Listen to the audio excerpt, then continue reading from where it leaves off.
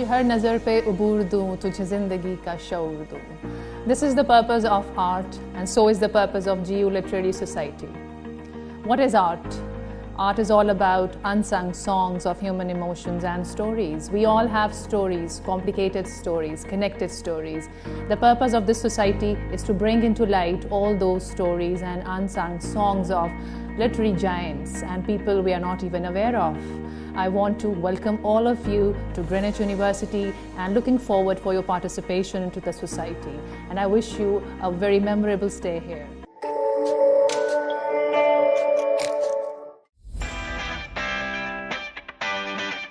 At Greenwich University, we have made the communication channel simple through our student portal. Enter your student ID and password.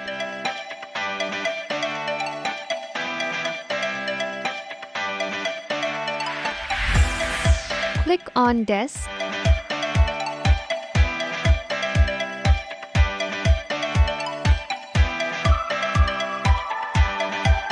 You should change your password before moving forward.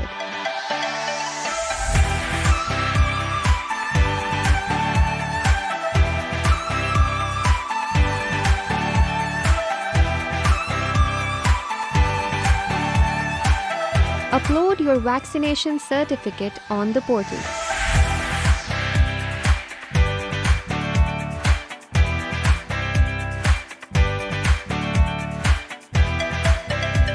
Your portal also has details such as orientation schedule,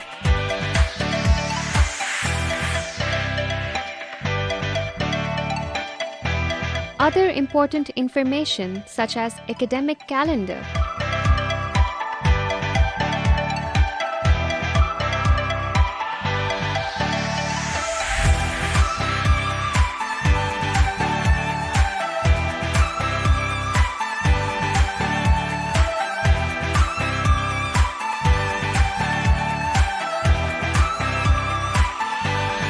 information regarding registered courses is also just a click away.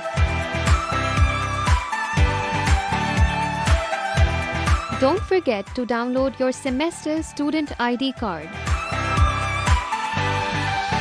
Do keep a check on your attendance.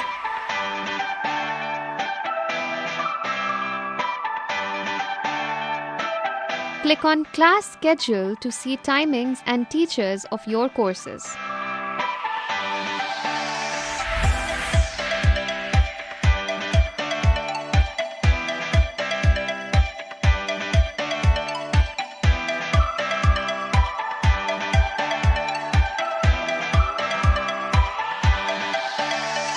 Go back to the desk to see options for blended learning.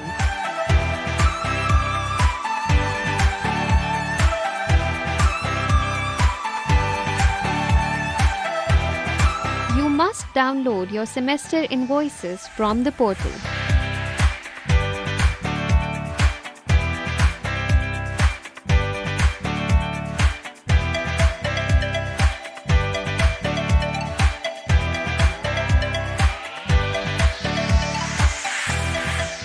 Keeping a track of your academic progress is easy.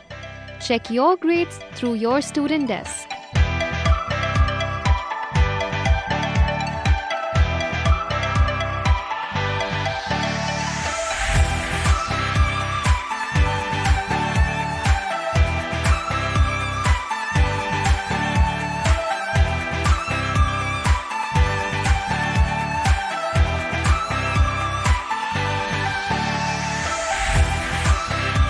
Also reach out to us using the desk.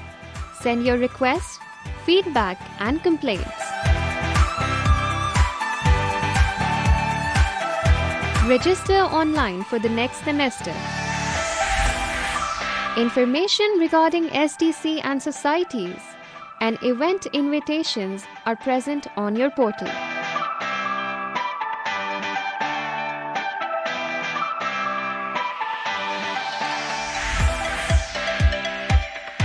For any queries regarding the portal, you may contact the IT department of Greenwich University.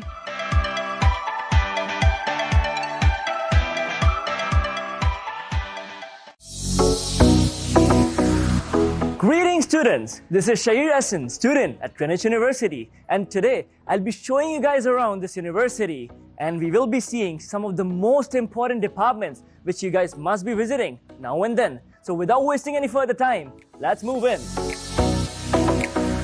Dear students, now we're here at the accounts department. So if you have any inquiry regarding the feature learn or the invoices, this is the place to come.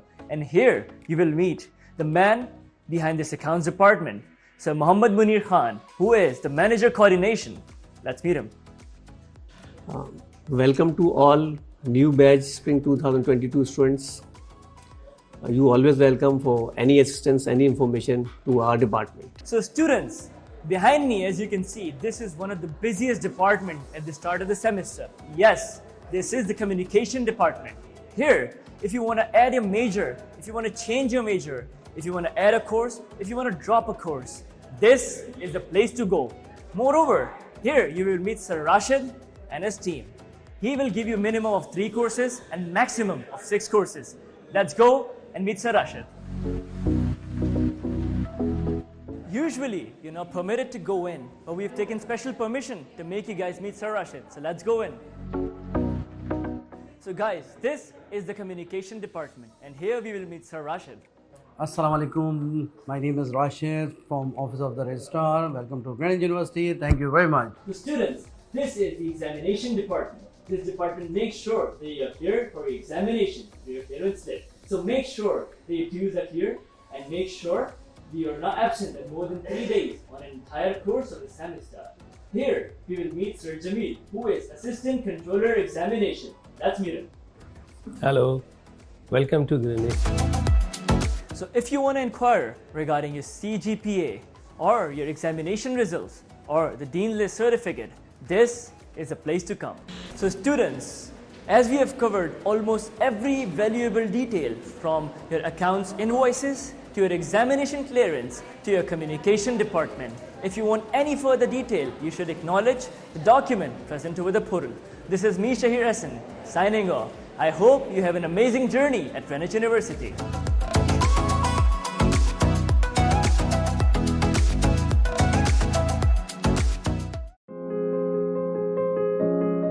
Senator Abdul Hasib Khan characterizes a dynamic personality, a diverse business acumen, and a great regard for philanthropy.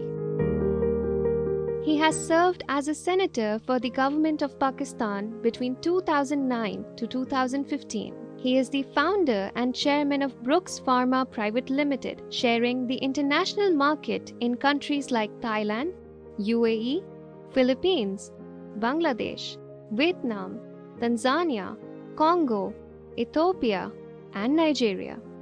He is also the chairman of Korangi Association of Trade and Industry. Senator Abdul Hasib Khan is also the founder of Brooks Health and Education Foundation, establishing various schools and dispensaries in underprivileged areas of Karachi. He was awarded with Sitara-e-Imtiaz in recognition of his relentless services for uplifting Pakistan's trade and economy, as well as contributions to social welfare work.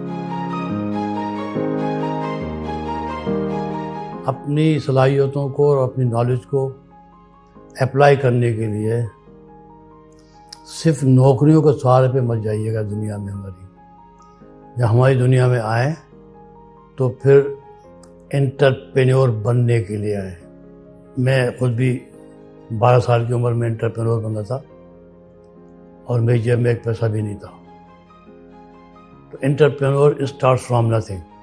नौकरी भी मैं नहीं कह रहा कि नहीं करनी चाहिए, नौकरी भी करें, गवर्नमेंट की नौकरी भी करें, लेकिन अपनी सलाहियतों को अगर आजमाने का मौका मिले तो कोशिश ये करें कि एंटरप्रेन्योर बने। और एंटरप्रेन्योर बनना बहुत आसान है कि दुनिया में कामयाबी हासिल करने के लिए कुछ अल्लाह की बातें माननी पड़ती हैं।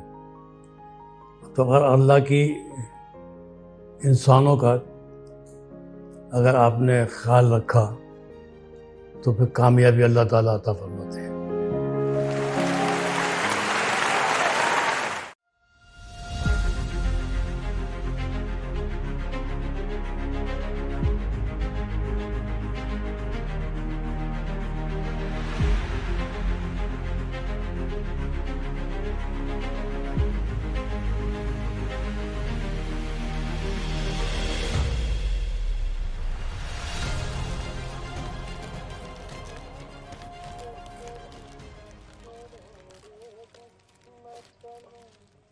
कम वक्त मारी नी आ गई तू सैर सपाटे करके। पेट पूजा का कोई बंदोबस्त किया तूने कि नहीं किया है? क्या हो गया बाजी? एक तो मेरा पेट ਤੁਹਾਡੇ पे भारी पै गया। नी तेरा पेट तेरी तालीम भी साडे गले उत्ते पै गई है। सारी जिंदगी दर दर नचदी फिरी ਤੁਹਾਡੀ ਕਾਲਜਾਂ यूनिवर्सिटियां दी फीसां भरियां ऐ जलालत साडे किस काम दी है? अरे ना बाजी ना, तू फिक्र ना कर। कल मैंने ऑफिस बुलाया है इंटरव्यू दे वास्ते, दुआ करी। चल रब राखा। गल सुन, अभी मैंने कुछ खान वास्ते दे दे। ठीक है।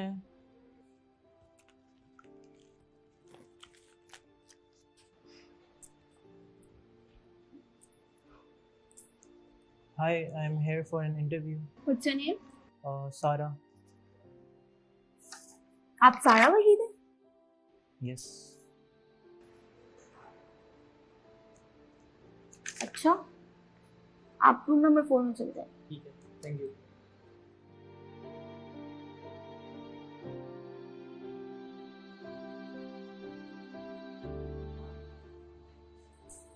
May I come in? Send Sarah in. Yes, I am Sarah. Oh, yes, come in.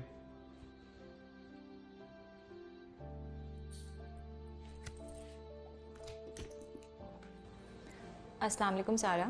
I'm the managing head of operations of this company, and he is my colleague.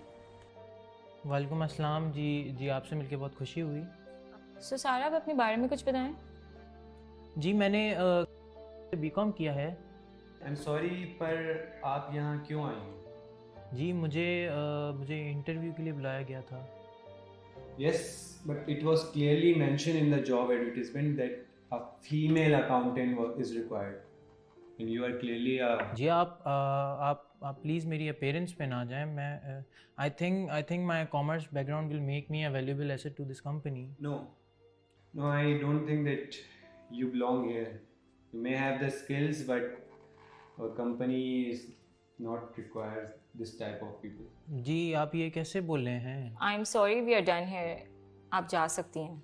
मुझे एक चांस तो दीजिए। नहीं, please leave.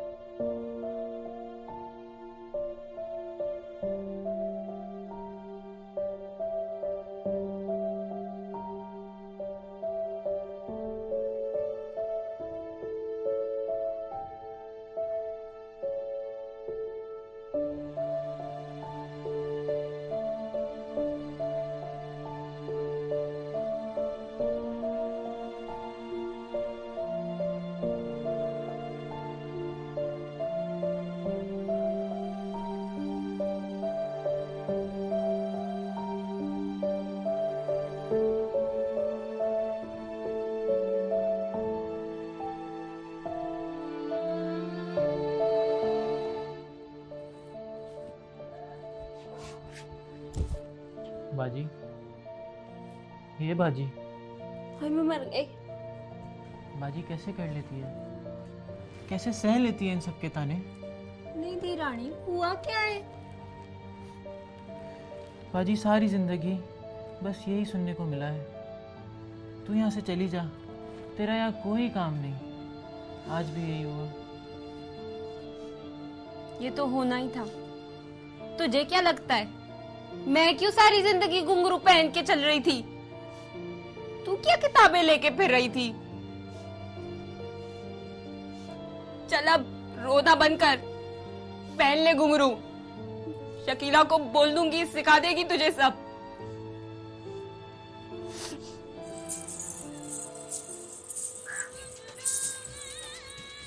We urge the governmental and non-governmental organizations, private corporations, and business entities to come forward and play their part in the society by providing respectable earning opportunities to the transgender community to enable them to lead a healthy and happy life.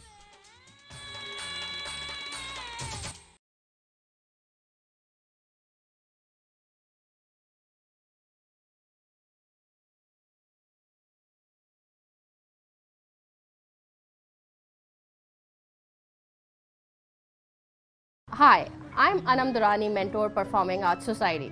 The purpose of this society is to provide platform to all artists. So whether you act, dance or sing, the society will provide platform to you. So please join us. Hello everyone, my name is Ali Jalani and I'm the mentor for Greenwich University's Diplomatic Society. The vision for Diplomatic Society is to provide the students with the opportunities to engage in simulated scenarios of international entities to foster their analytical vis-a-vis oratory skills. The Society will also be responsible for the conduct of Greenwich University's Model United Nations. You're more than welcome to be part of the Society's events, and would also like to have some of you who are passionate about developing a worldview to be part of the Diplomatic Society moving forward. And by the way, welcome to Greenwich Fraternity, all of you. Looking forward to have you around. Thank you.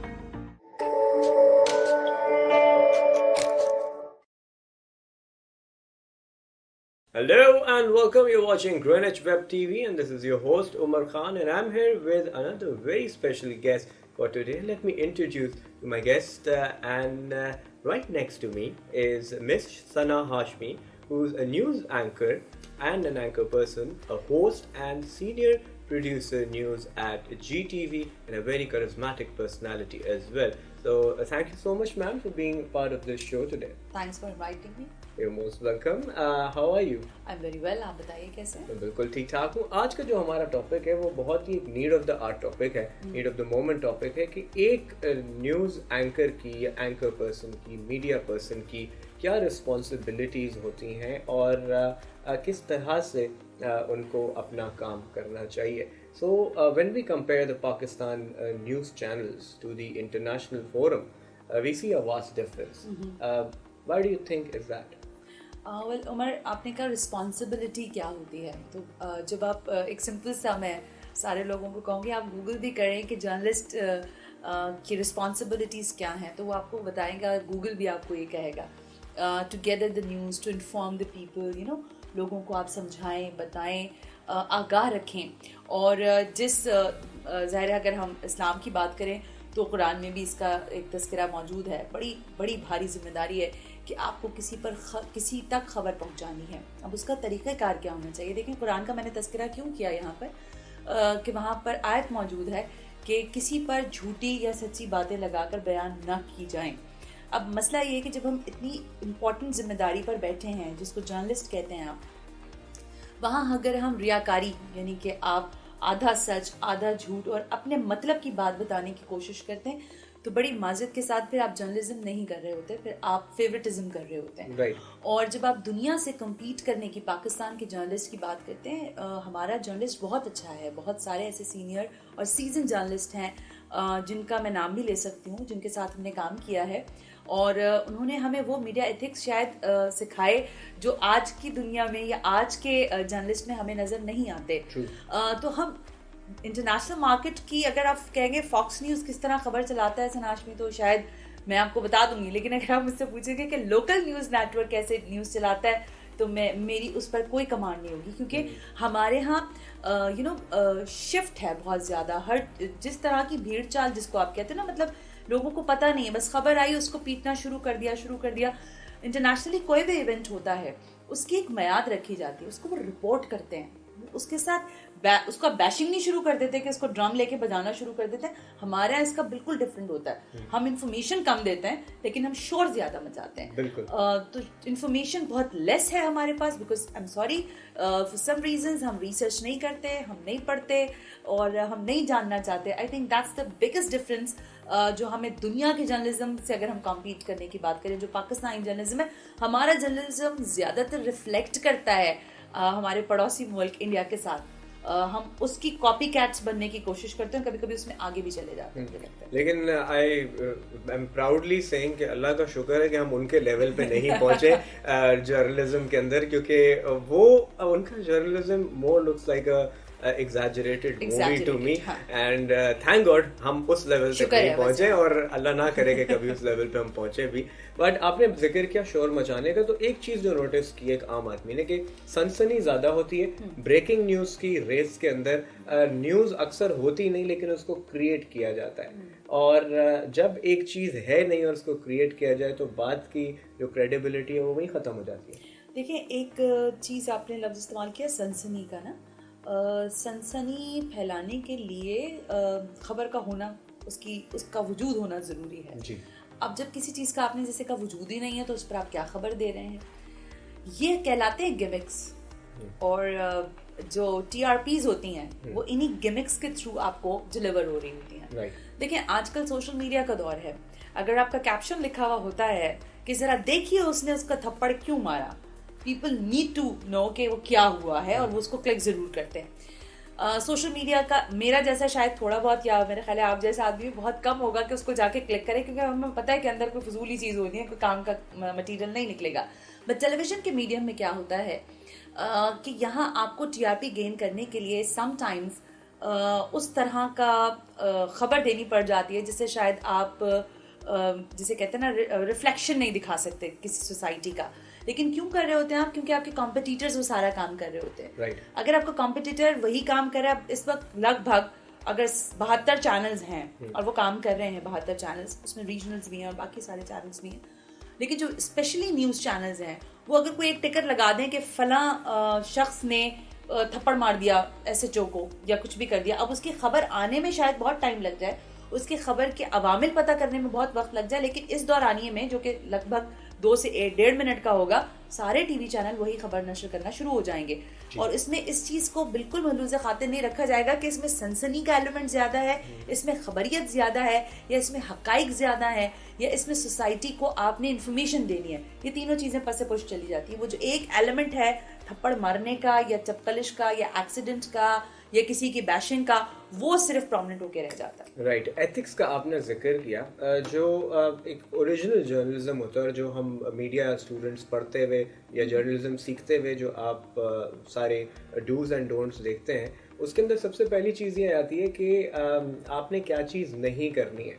जितनी चीज़ें जो नहीं करनी होती, for example showing violence, showing negativity, igniting the people for a certain cause और anything, ये सारी चीज़ें डोंट्स में आती हैं. बट पाकिस्तान के न्यूज़ चैनल्स जब हम स्विच करते हैं तो 70 to 80% हमें चीज़ें यही दिखती हैं. आग जल रही हैं, बम फट रहे हैं, लोग मर रहे हैं, and all the negative side. Why is that? अच्छा उमर, आपकी इस बात को मैं इस तरह से आपको समझाऊं कि 2011 और 12 I think, if I am not mistaken, so I think 12-13 के बाद ये वाला जो एक एलिमेंट था सेंसेशनलिज्म जिसको आप कहते हो, या सनसनी के साथ डोंट्स पर जो एक तरीक़ेकार था, वो बहरहाल कम होना शुरू हुआ. हाँ, देखें, पाकिस्तान का जर्नलिस्ट बहुत मेहनत के बाद आज आज़ाद हुआ है, ये भी हमें याद रखना चाहिए. बिल्कुल मैं इस गलती को मानती हूँ, तस्लीम करती हूँ, क्योंकि हम उस चीज़ का हिस्सा बने. जब 2000 में मैंने इस जर्नी का आगाज़ किया था जर्नलिज्म की, तो उस वक्त पाकिस्तान की सूरत हाल बहुत ख़राब थी. हमें रोज़ाना की बुनियाद पर बम ब्लास्ट भी नज़र आते थे, क्योंकि आपको पता है 9/11 के बाद सूरत हाल दुनिया की बदल चुकी थी. उस दौरान में हमसे जर्नलिस्टिक गलतियाँ हुई हैं. हमने ब्लड भी दिखाया, हमने खुरेजी भी दिखाई, हमने लोगों को मरते हुए भी दिखाया, और हमने मरते हुए लोगों से ये पूछा भी कि आपका बंदा मर गया, आपको कैसा लग रहा है.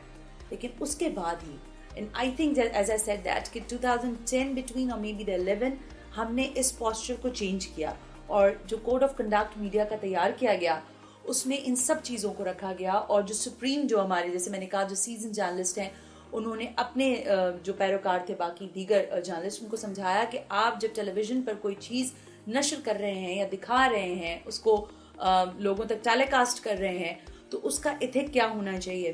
क्या ब्लड दिखाना चाहिए या नहीं दिखाना चाहिए, दिखाना चाहिए तो कैसे दिखाना चाहिए, उसका बिलर कितना होना चाहिए, कितना नहीं होना चाहिए, एक एक्यूज से क्या क्वेश्चन कर सकते हैं, अगर कोई फैमिली का कोई किसी के लवाहिकीन है तो आप उससे क्या बात कर सकते हैं. ये सारे कोड ऑफ कंडक्ट मीडिया ने खुद तरतीब दिए, मीडिया के लोगों ने खुद बनाए.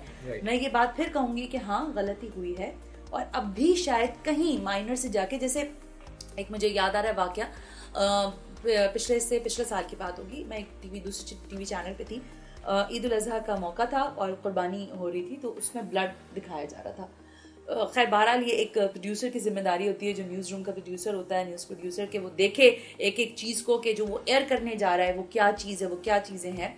लेकिन प्रोड्यूसर से वहाँ गलती हुई और एडिटर ने वो ब्लड जो है, जो गाय ज़िबा हो रही थी या जो नहार किया जा रहा था, ऊँट को नहर किया जा रहा था, वो पूरा ब्लड ऑन एयर चला गया। वो ऑन एयर गया ही था, मतलब सेकंड्स का, कुछ लम्हे का मेरा ख्याल है टाइमिंग आया होगा कि मैं खुद बैक पर थी न्यूज़ फ्लोर पर, मैंने दौड़ कर वहाँ पर से चिल्ला के, आपको पता है न्यूज़ रूम का एक अलग माहौल होता है, तो मैंने बहुत ज़्यादा लाउड होके कहा कि ये हम क्या दिखा रहे हैं। तो हमने उसको उसी वक्त रोका और फिर ज़ाहिर सरजनिश भी हुई उन लोगों को, उनसे पूछा भी गया कि ये गलती कैसे सरजद हो गई, क्योंकि हम एक मीडिया चैनल के लोग हैं, हमसे हम इस तरह के एक्सीडेंट्स को रोज़ाना की बेसिस पे बर्दाश्त नहीं कर सकते।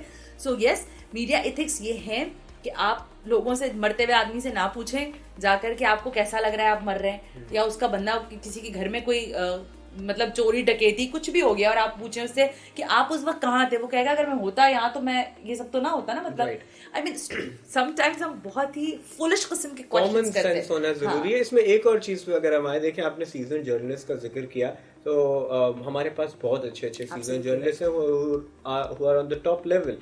But when we talk about the reporters and everyone who's on the field और जो रिपोर्टिंग कर रहे होते हैं, क्योंकि जितने सीजन जर्नलिस्ट उनका शायद पूरे दिन में आधे घंटे 1 घंटे का प्रोग्राम होता है, बट जो ज़्यादातर मटेरियल आ रहा होता है on that is reporters who are creating stories around the city and around the country. तो एक कोई बेंचमार्क होना चाहिए, कोई ख़ास एजुकेशन होनी चाहिए, क्योंकि व्हाट आई हैव नोटिस, मैं किसी को डिमीन नहीं करना चाह रहा या पॉइंट आउट नहीं करना चाह रहा, but what I have notice कि लैक ऑफ एजुकेशन बहुत ज़्यादा छलकती है। मैं किसी की अंग्रेज़ी का मजाक यहाँ नहीं उड़ाना चाहता, लेकिन जब आप फॉरेनर से बात कर रहे हैं या आप अंग्रेज़ी में बात करने की कोशिश कर रहे हैं, तो आपका नेशनल जो मीडिया है, मेन स्ट्रीम मीडिया है, उस पर ये चीज़ पोर्ट्रे हो रही है कि ये पाकिस्तान का रिपोर्टर है और ये न्यूज़ चैनल का वो रिपोर्टर है जिसकी ये ज़बान है जो क्लियरली बात भी नहीं कर सकता। तो जो आपका इमेज इंटरनेशनली जा रहा है वो हर तरह से, चैनल का भी, मुल्क का भी और उस रिपोर्टर का भी, वो बहुत डिस्टॉर्टेड जाता है। अच्छा, इसमें 2 क्वेश्चंस हैं जो आपने किए। एक तो आपने कहा कि रिपोर्टर की रिस्पॉन्सिबिलिटी वाली बात आ गई ना। देखिए, I am really sorry for that कि हमारे यहाँ वर्कशॉप्स बहुत होती हैं, रिपोर्टर्स की भी होती हैं, प्रोड्यूसर्स की भी होती हैं और शायद मेरा ख्याल एंकर्स की भी होती हैं, लेकिन जो प्रोफेशनल ट्रेनिंग होती है वो नहीं होती है।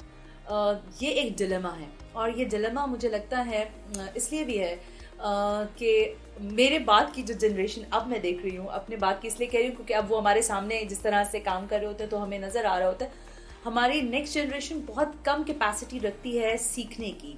उसको समझाया भी जाए तो शायद वो उस तरबियत से नहीं समझना चाह रहे होते हैं। अब दूसरा सवाल जो आपने कहा, एक तो देखिए ट्रेनिंग का फुकदान है। मीडिया टीवी चैनल्स के लोगों को मैं यहाँ से ग्रीनिच के इस स्टूडियो से इस बात का ज़रूर पैगाम देना चाहूँगी कि आप अपने लोगों की ट्रेनिंग्स करवाएं। आप प्रोफेशनल जर्नलिस्ट को दुनिया भर से, यहाँ पे मैं बड़े बड़े इदारों के नाम आपको लेके बता सकती हूँ, मतलब लोग आए थे यहाँ, हमने ट्रेनिंग्स हासिल की, हमने रॉयटर्स से हासिल की, हमें बताया गया कि how to edit, how to produce the programs, how to edit the news and how to edit the program, news की लिखने का तरीका क्या है, कैप्शन कैसे बनेगा। आई मीन बहुत ही निटी-ग्रिटीज में जाके हमारी ट्रेनिंग हुई है। लेकिन अब मैं वो बार बार बात दोहरा रही हूँ, लेकिन शायद मुझे लगता है कि इस वक्त बहुत ज़्यादा कमी है हमारे रिपोर्टर्स की ट्रेनिंग की। वो लगता है कि माइक पकड़ के बस बोले जाना है, क्या बोलना है, किस स्पेस में बोलना है। देखिए, गुफ्तगू करते हुए 2 मयार होते हैं। जब आप किसी से बात करें तो आपकी बात मुकम्मल तौर पर उसको समझ आनी चाहिए और आपका लहजा इतना शफाफ होना चाहिए कि अगर वो आपके जुमले गिनना चाहे तो वो गिन ले कि आपने 1 मिनट में 70 अल्फाज बोले कि 100 अल्फाज बोले या लफ्ज़ बोले। तो कहने का मकसद ये है कि एक तो ट्रेनिंग का बहुत बड़ा फुकदान है। फिर जब आप बात करते हो अंग्रेज़ी की या उर्दू की या जिस भी आप ज़ुबान में बात करते हैं, देखिए अंग्रेज़ी का तो मामला ये है उमर साहब कि ये हमारी कोई मदर टंग तो है नहीं, ठीक है, लेकिन अगर हम इसमें फ्लुएंट होना चाहते हैं और अपने आप को दिखाना चाहते हैं कि हम कोई तीसमार खान हैं, तो फिर उसके लिए भाई पढ़ लिख के आए तो ज़्यादा बेहतर है। लेकिन वो कहते हैं ना कि जिसका काम उसी को साझे, जो काम आपको आता नहीं वो काम ना कीजिए। जिस लहजे या जिस लैंग्वेज में आपकी कमांड ही नहीं है तो आप अगर उस पर ना भी बात करें तो कोई उसमें मजायका नहीं है।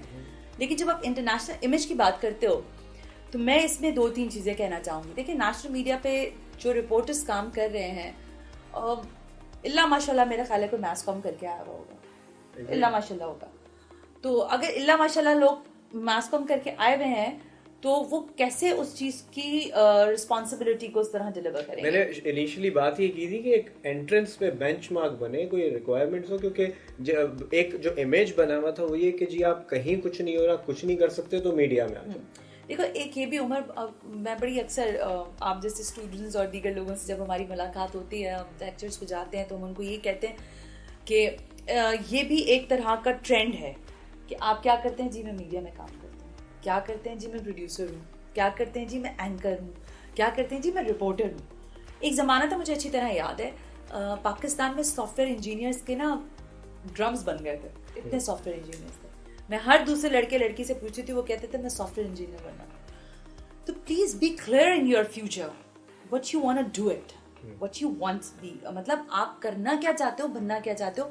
मैं आप जैसे स्टूडेंट्स की नहीं, लेकिन और दीगर लोगों की बात कर रही हूँ। मैं बेतहाशा ऑडिशन ले चुकी हूँ, मुझे अंदाजा है, मैं बच्चों को देखती हूँ, वो बिल्कुल उनको अंदाजा ही नहीं है कि उनका फोकस क्या है, क्लैरिटी नहीं है, डीफोकस्ड हैं कि उनको आप कहीं पे भी लगा दें। मतलब मैं जब उनको फॉर्म फिलिंग के लिए देती हूँ कि आप मुझे बताएं कि आप क्या करना चाहते हैं अपनी लाइफ में, तो वो जो स्पेस होती है वो खाली होती है और वो सोचते हैं कि शायद वो मुझे भर देनी चाहिए कि मैं उनको बताऊं कि उनको क्या करना चाहिए। देखो, वैस्कॉम पढ़ें, जो बात फवाद चौधरी साहब ने कही थी, मैं उसको बिल्कुल नहीं मानती कि चैनल्स का कोई फ्यूचर नहीं और लोग डिजिटल मीडिया की तरफ जाए। डिजिटल मीडिया की अपनी अहमियत है और नेशनल टेलीविजन की अपनी अहमियत है, लेकिन देखो, जब आप पढ़ रहे हो, आपको ये नहीं पता कि इस 4x4 के कमरे में 2 लाइट्स की कैपेसिटी है या 4 लाइट की कैपेसिटी है, बाउंस ऑफ लाइट क्या है, without paper butter paper bounce करेगा या नहीं करेगा, या इसके ऊपर जेल लगाना पड़ेगा।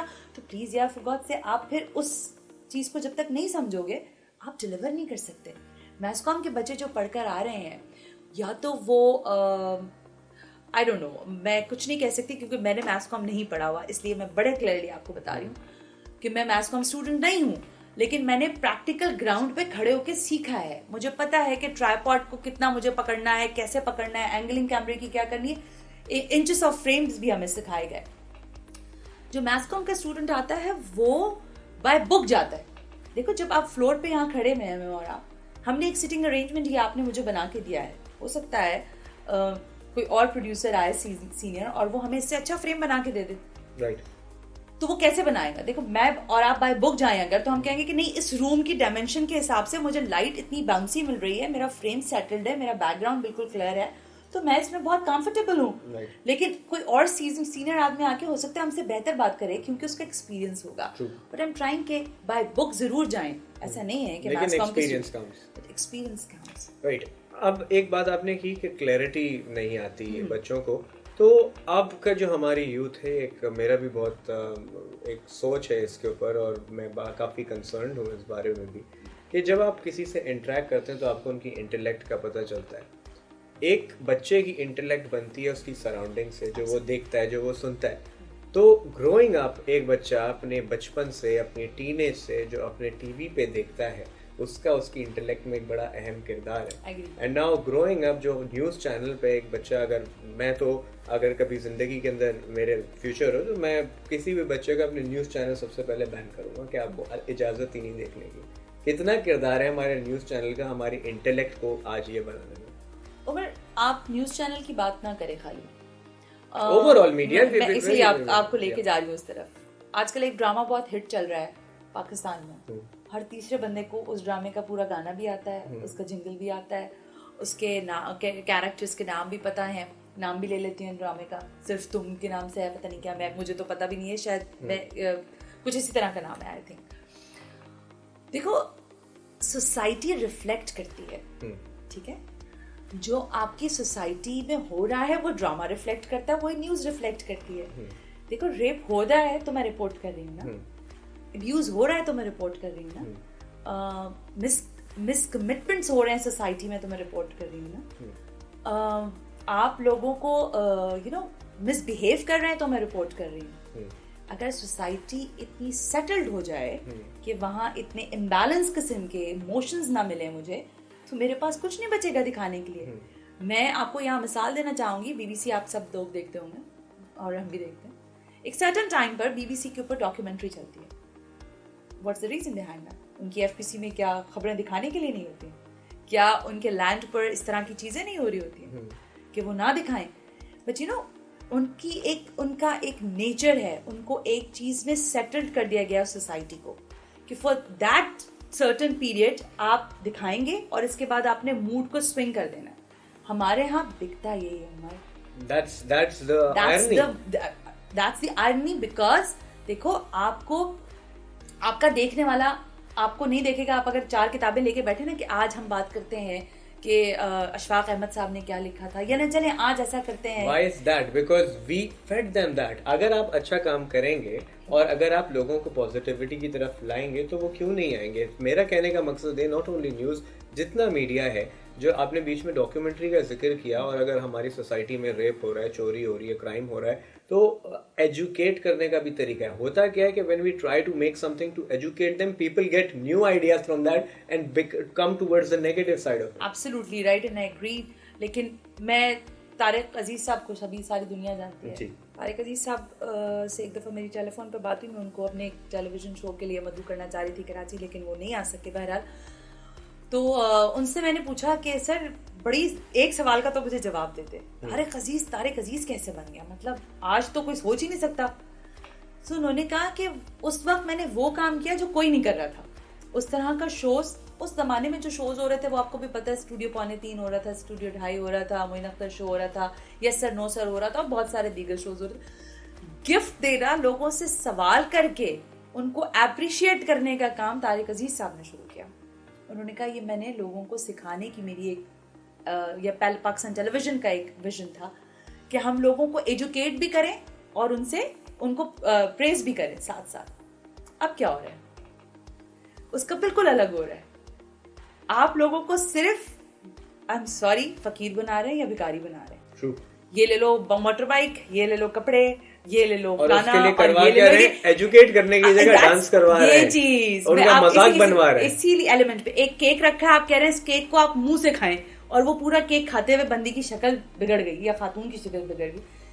देखो, मैं आपसे फिर उसी बात पे आऊंगी, व्हाट सोसाइटी नीड्स। ये बात मुझे तारिक साहब ने कही, नहीं सोसाइटी, अभी जो मैंने अपनी पिछली बात की उस बात की नफी करेगी, क्योंकि वो एक सीनियर आदमी, उन्होंने बिल्कुल मुझे सही सीख दी कि जो दिखाओगे ना वही लोग सीखेंगे। अगर हम पॉजिटिव चीजें दिखाना आज से कोई एक चैनल शुरू कर दे, मुझे बड़ा अफसोस होता है कि हमारे पाकिस्तानी बच्चे कार्टून नेटवर्क्स देखते हैं तो वो भी हिंदी देख रहे होते हैं डबिंग्स में। हाँ, हमारे पास हमारे बच्चों के लिए कंटेंट नहीं है। हम अपने बच्चों को ना गेम्स दिखाते हैं, ना इंडोर गेम्स के बारे में बताते हैं, ना आउटडोर्स। हम बच्चों के लिए कोई कंटेंट जनरेट ही नहीं कर रहे। जिस जमाने में मैं बच्ची थी, हमारे पास बड़ा कंटेंट होता था भाई, हम देखते थे, चाहे आप ऐनक वाले जिनका मजाक उड़ाते रहे बैठे हुए आज के दौर में, लेकिन हम उसको देखकर बड़े हुए। कैम कैंडिड कार्टून आता था, हमारे लिए 5 बजे का वो टाइम बड़ा प्राइम टाइम होता था। हम कहते थे दुनिया इधर से उधर हो जाए, कैम कैंडी जरूर देखना है हमने। तो Ninja turtles and so on and on, हम देखते थे। तो आपने बच्चों को रिमूव कर दिया, आपने सिर्फ वायलेंस को दिखाना शुरू किया। तो मीडिया ने अपना शिफ्ट जब चेंज किया कंटेंट का, तो सोसाइटी ने भी उससे वही डिमांड करना शुरू कर दी कि ओके वी नीड मोर। मैं यहाँ पे जो जितने किड्स कंटेंट है उसकी एट द सेम टाइम तारीफ करना चाहूँगा। We have legend of markhor, 3 Bahadur globally awards जीते हैं। We have the Burka Avengers, एक नई चीज़ ब्रांड्स ने शुरू की है कि वो अब अपने ब्रांड को बच्चों को टारगेट करके कमांडर सेफ गार्ड हो जाते हैं, और डर्टू आ जाता है जर्म से फाइट करने के लिए, और 10 चीज़ें आ गई हैं। तो एट द सेम टाइम वो चीजें भी चल रही हैं। बट ये जो आपने कहा ना कि कोई एक चैनल, यहाँ एक चैनल से आई डोंट थिंक कि कुछ होगा, क्योंकि एक चैनल जब अच्छा काम करेगा और बाकी वही कर रहे हैं तो उस एक को साइडलाइन कर दिया जाएगा और बाकी नेगेटिव टेलीविजन लोग कितना देखते हैं। दैट्स द पॉइंट, क्योंकि अगर आप पीटीवी देखते हैं तो आपको दिखता है कि पाकिस्तान में कितनी प्रोग्रेस हो रही है। और यही एक मेरी बात पहले हमारी बात में रह गई कि एक सीन चल रहा है किसी जगह पे, XYZ जगह पे, और मैं चैनल स्विच करना शुरू करता हूँ। फ्रॉम 1 to 20 मैंने 20 डिफरेंट न्यूज़ चैनल्स स्विच किए, और एक ही सिनेरियो दिख रहा है और उसके मुझे 20 अलग एंगल दिखे। Now being a common man, I am wondering कि इसमें से हकीकत क्या है, क्योंकि 20 के 20 लोग मुख्तलिफ बात कर रहे हैं। डिफरेंट एंगल से, डिफरेंट पर्सपेक्टिव से, किसी जो एक चैनल किसी को हीरो दिखा रहा है, एक उसी को विलन दिखा रहा है, एक उसी को सपोर्ट कर रहा है, और एक कह रहा है कि नहीं इनकी बात बिल्कुल जस्टिफाइड है. What to believe? इस पे भी मैं आपको एक वाक्य बता देती हूँ. हम बैठे हुए थे कुछ सीनियर जर्नलिस्ट के साथ, तो उन्होंने बताया कि एक वक्त पाकिस्तान में ऐसा था कि हम कहते थे कि हुकूमत भी हम बनाते हैं, हुकूमत भी हम गिराते हैं. ये जर्नलिस्ट की अप्रोच थी. और वहाँ पर जो जर्नलिस्ट बैठे थे वो बड़े नामी गिरामी जर्नलिस्ट थे. ऐसा नहीं है कि वो कोई छोटे मोटे लोग. कहने का मकसद क्या है इस बात के पीछे, कि जब जर्नलिस्ट को अपनी पावर का अंदाज़ा है कि वो जो दिखाएगा लोग उसको अब्जॉर्ब कर जाएंगे. अब क्या हुआ ये है पिछले 20 वर्षों के दौरान कि सोसाइटी डिवाइड हो गई. तो ये तो हमने सारी बातें कर ली और सारे प्रॉब्लम्स को भी आइडेंटिफाई कर लिया, लेकिन व्हाट आर द सॉल्यूशंस, और वो सॉल्यूशंस जो प्रैक्टिकली इम्प्लीमेंट किए जा सकते हैं. I know it is impossible कि हम अपनी आवाम को, उनकी मेंटालिटी को, जितने लोग सब गलत काम कर रहे हैं उनको सुधार सकें, बट कहीं से तो स्टार्ट हो सकता है, कहीं से तो we can move an inch towards betterment. Agreed on that Umar. कि देखें, कहते हैं कतरा कतरा दरिया बनता है. ठीक है, हमारे तो दरिया भी सूख गए. मसला ये है कि किसी एक को, जैसे आपने कहा कि फ़र्क पैदा करना पड़ेगा या पहला स्टेप उठाना पड़ेगा. उसके लिए चाहे एंटरटेनमेंट साइड हो, चाहे न्यूज़ साइड हो, या फिर दीगर और जो जॉनर्स हैं उसमें काम करने वाले लोग हों, टेलीविज़न के अलावा रेडियो का मीडियम हो, अखबार हो, या फिर डिजिटल मीडिया हो आपका, कहीं बेहतरी की शुरुआत करनी पड़ेगी. जितनी नेगेटिविटी को प्रमोट कर रहे हैं हम, अगर हम थोड़ा सा इसमें एजुकेशनल एलिमेंट ऐड कर दें तो वो नेगेटिविटी ऑटोमेटिकली बिल्कुल ख़त्म या आहिस्ता आहिस्ता उसका असर ज़ायल होना शुरू हो जाएगा. लेकिन उसमें जो बुनियादी चीज़ है उसमें ज़रूरत है आपको पढ़े लिखे जहनों की, विजनरी लोगों की, जिनके पास जहन हो. उनको सिर्फ ये अहमियत ना हो कि मेरे कितने व्यूज़ आ गए, मेरी कितनी TRP आ गई, या मैं कितना लोगों में मकबूल हूँ. उनको ये मालूम होना चाहिए कि जो वो बात बता रहे हैं या कह रहे हैं या दिखा रहे हैं टेलीविज़न पर या किसी भी मीडियम पर, उसकी अहमियत क्या है और उससे उनकी सोसाइटी की पॉजिटिविटी पे कितना बेहतर असर पड़ेगा. आई थिंक अगर कोई एक या दो भी ये शुरुआत कर देंगे तो बाकी भी सब फिर उसी लाइन पे चल पड़ेंगे, मेरा ख्याल. Right, very well said. और इस बात को अगर मैं समराइज करूं तो आई वुड से कि जी सबसे पहले तो आप अपने आप से सवाल करें कि आप कौन हैं, आप क्या हैं, आपका ज़िंदगी में पर्पस क्या है. इंसान में उसकी इंटेग्रिटी, ऑनेस्टी बहुत ज़रूरी है, और अगर आप ख़ुद से ऑनेस्ट नहीं हैं तो you can not give honesty और give anything back to the world. तो चाहे आपका पर्सनल सक्सेस हो, बहुत ज़रूरी है, होना चाहिए, लेकिन एट द सेम टाइम जहाँ हमने स्टार्ट की थी बात रिस्पॉन्सिबिलिटी से, तो सबसे बड़ी रिस्पॉन्सिबिलिटी ये आती है कि आपने लोगों तक जब कोई कहानी पहुँचानी है तो आपको इस बात की श्योरिटी हासिल करनी है कि वो बात आपकी 100% करेक्ट हो, ऑथेंटिक हो, ताकि क्योंकि जब आप टीवी पे आके कोई एक बात करते हैं तो लोग बगैर उसकी तस्दीक किए दुनिया में जाके वो बात फैलाते हैं, और इस चीज़ की एडवांटेज लोग लेते हैं जो गलत काम कर रहे हैं कि आप कुछ भी बात फैलाएं और वो यूँ सोसाइटी में फैल जाती है.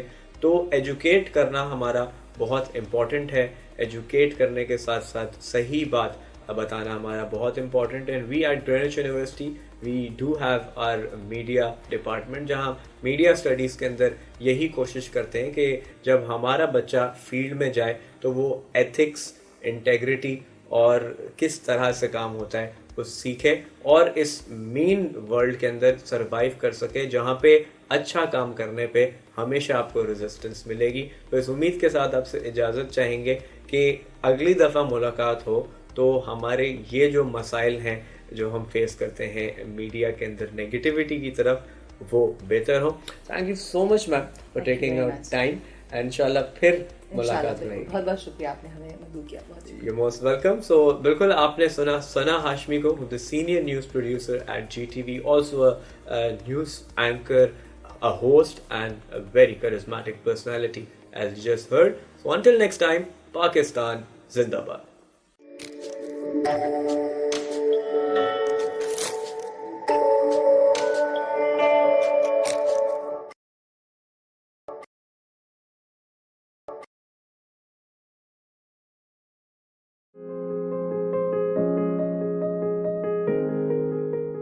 Dr. Sirajuddin Aziz is an experienced banker having served in Pakistan, United Kingdom, China, Hong Kong, United Arab Emirates, and Nigeria, covering a wide spectrum of portfolios. Despite a prolific banking career spanning over 3 decades, he also is a true teacher at heart. His scholarly contributions span across various domains, including human behavior, economics, ethics, leadership, management, politics, and religion. Mr. Aziz is a regular contributor to national and international dailies, journals, and magazines.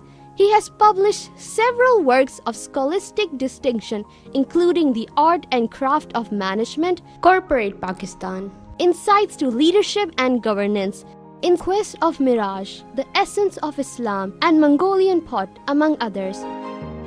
He has also featured in televised discussions on finance and economy and is an audible speaker across various fora on a wide array of subjects. In 2015, Greenwich University conferred upon him the honoris causa degree in recognition of his multidimensional services.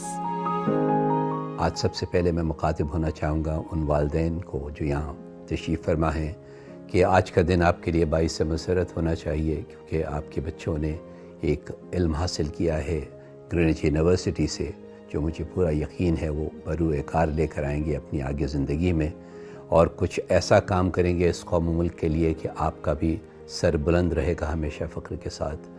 तालिब इल्मों से मैं ये ज़रूर कहना चाहूँगा कि देखिए, आप आइंदा जब अपनी ज़िंदगी गुजार रहे हों तो सिर्फ़ अपने लिए नहीं बल्कि अपने माशरे के लिए काम कीजिए, अपने मुल्क के लिए काम कीजिए और ऐसा कोई काम कीजिए जिससे हमेशा आपकी यूनिवर्सिटी और आपके वालिदैन का सर झुके नहीं बल्कि फ़ख्र से ऊँचा रहे।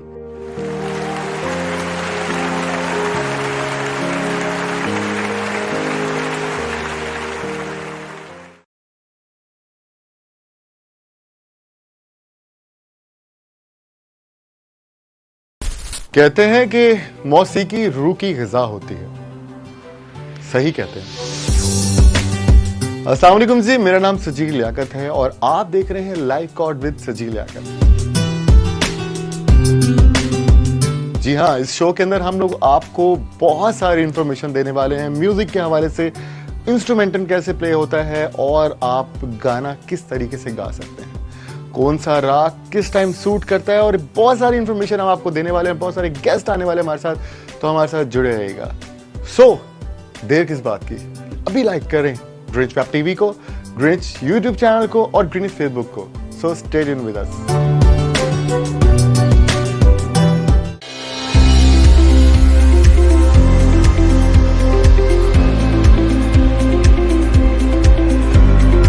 Founded in January 2015 as an email marketing firm, eMarketers have quickly expanded itself to become a digital marketing firm offering a one-window solution to its customers. Usman PEG creative thinking and leadership that eMarketers currently offers the market with 6 services which consist of email marketing, branded SMS marketing, social media marketing, search engine optimization, web development services and photography services to its client. Specializing in business-to-business marketing, we currently possess diverse portfolio of firms which consist of companies such as HP Paper Pakistan, where we are their official vendor for digital marketing Pakistan, NAFA funds by National Bank of Pakistan, and also serving as official digital marketing partner of IEEP along with Badr Expo.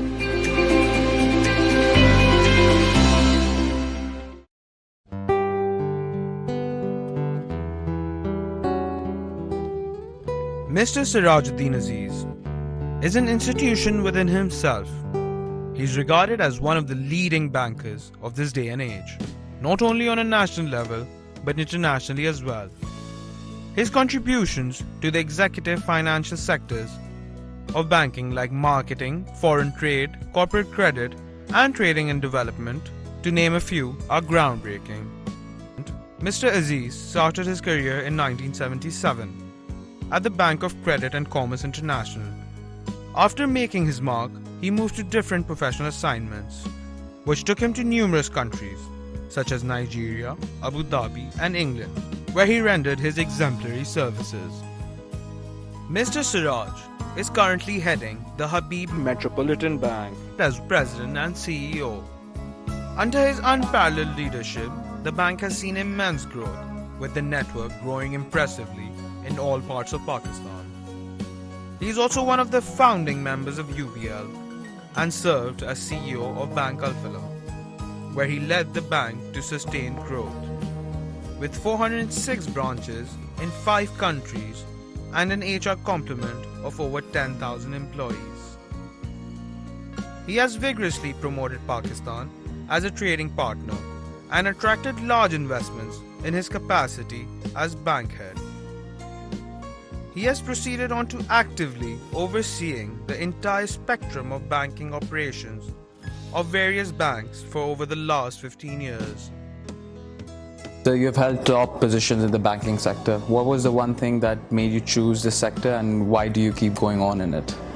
To be honest, I did not select banking as a profession. I went there accidentally, in the sense that everybody from my class while we were at the university were applying for a classified ad response in the Daily Dawn. And from one interview to the other, it was a journey, and suddenly I decided to plunge into banking. The fact that I have clung to it is the fact that I realized over the period of time that I spent there that banking is not about money, banking is not about economics, banking is about people, and people interest me. So in your book, Bitter and Sweet, you've wrote that you gave meaning to your father's life. How was that? The book that you're mentioning is actually an autobiography of my father. I have only put in an afterword and I've called it my book. It's essentially largely written by him. The fact that my child gives a meaning to my life today is the same fact that I narrated that I gave meaning to my parents. And that meaning became more pronounced and more important in his life because I lost my mother at a very young age. So I was his motivating factor to go on with life.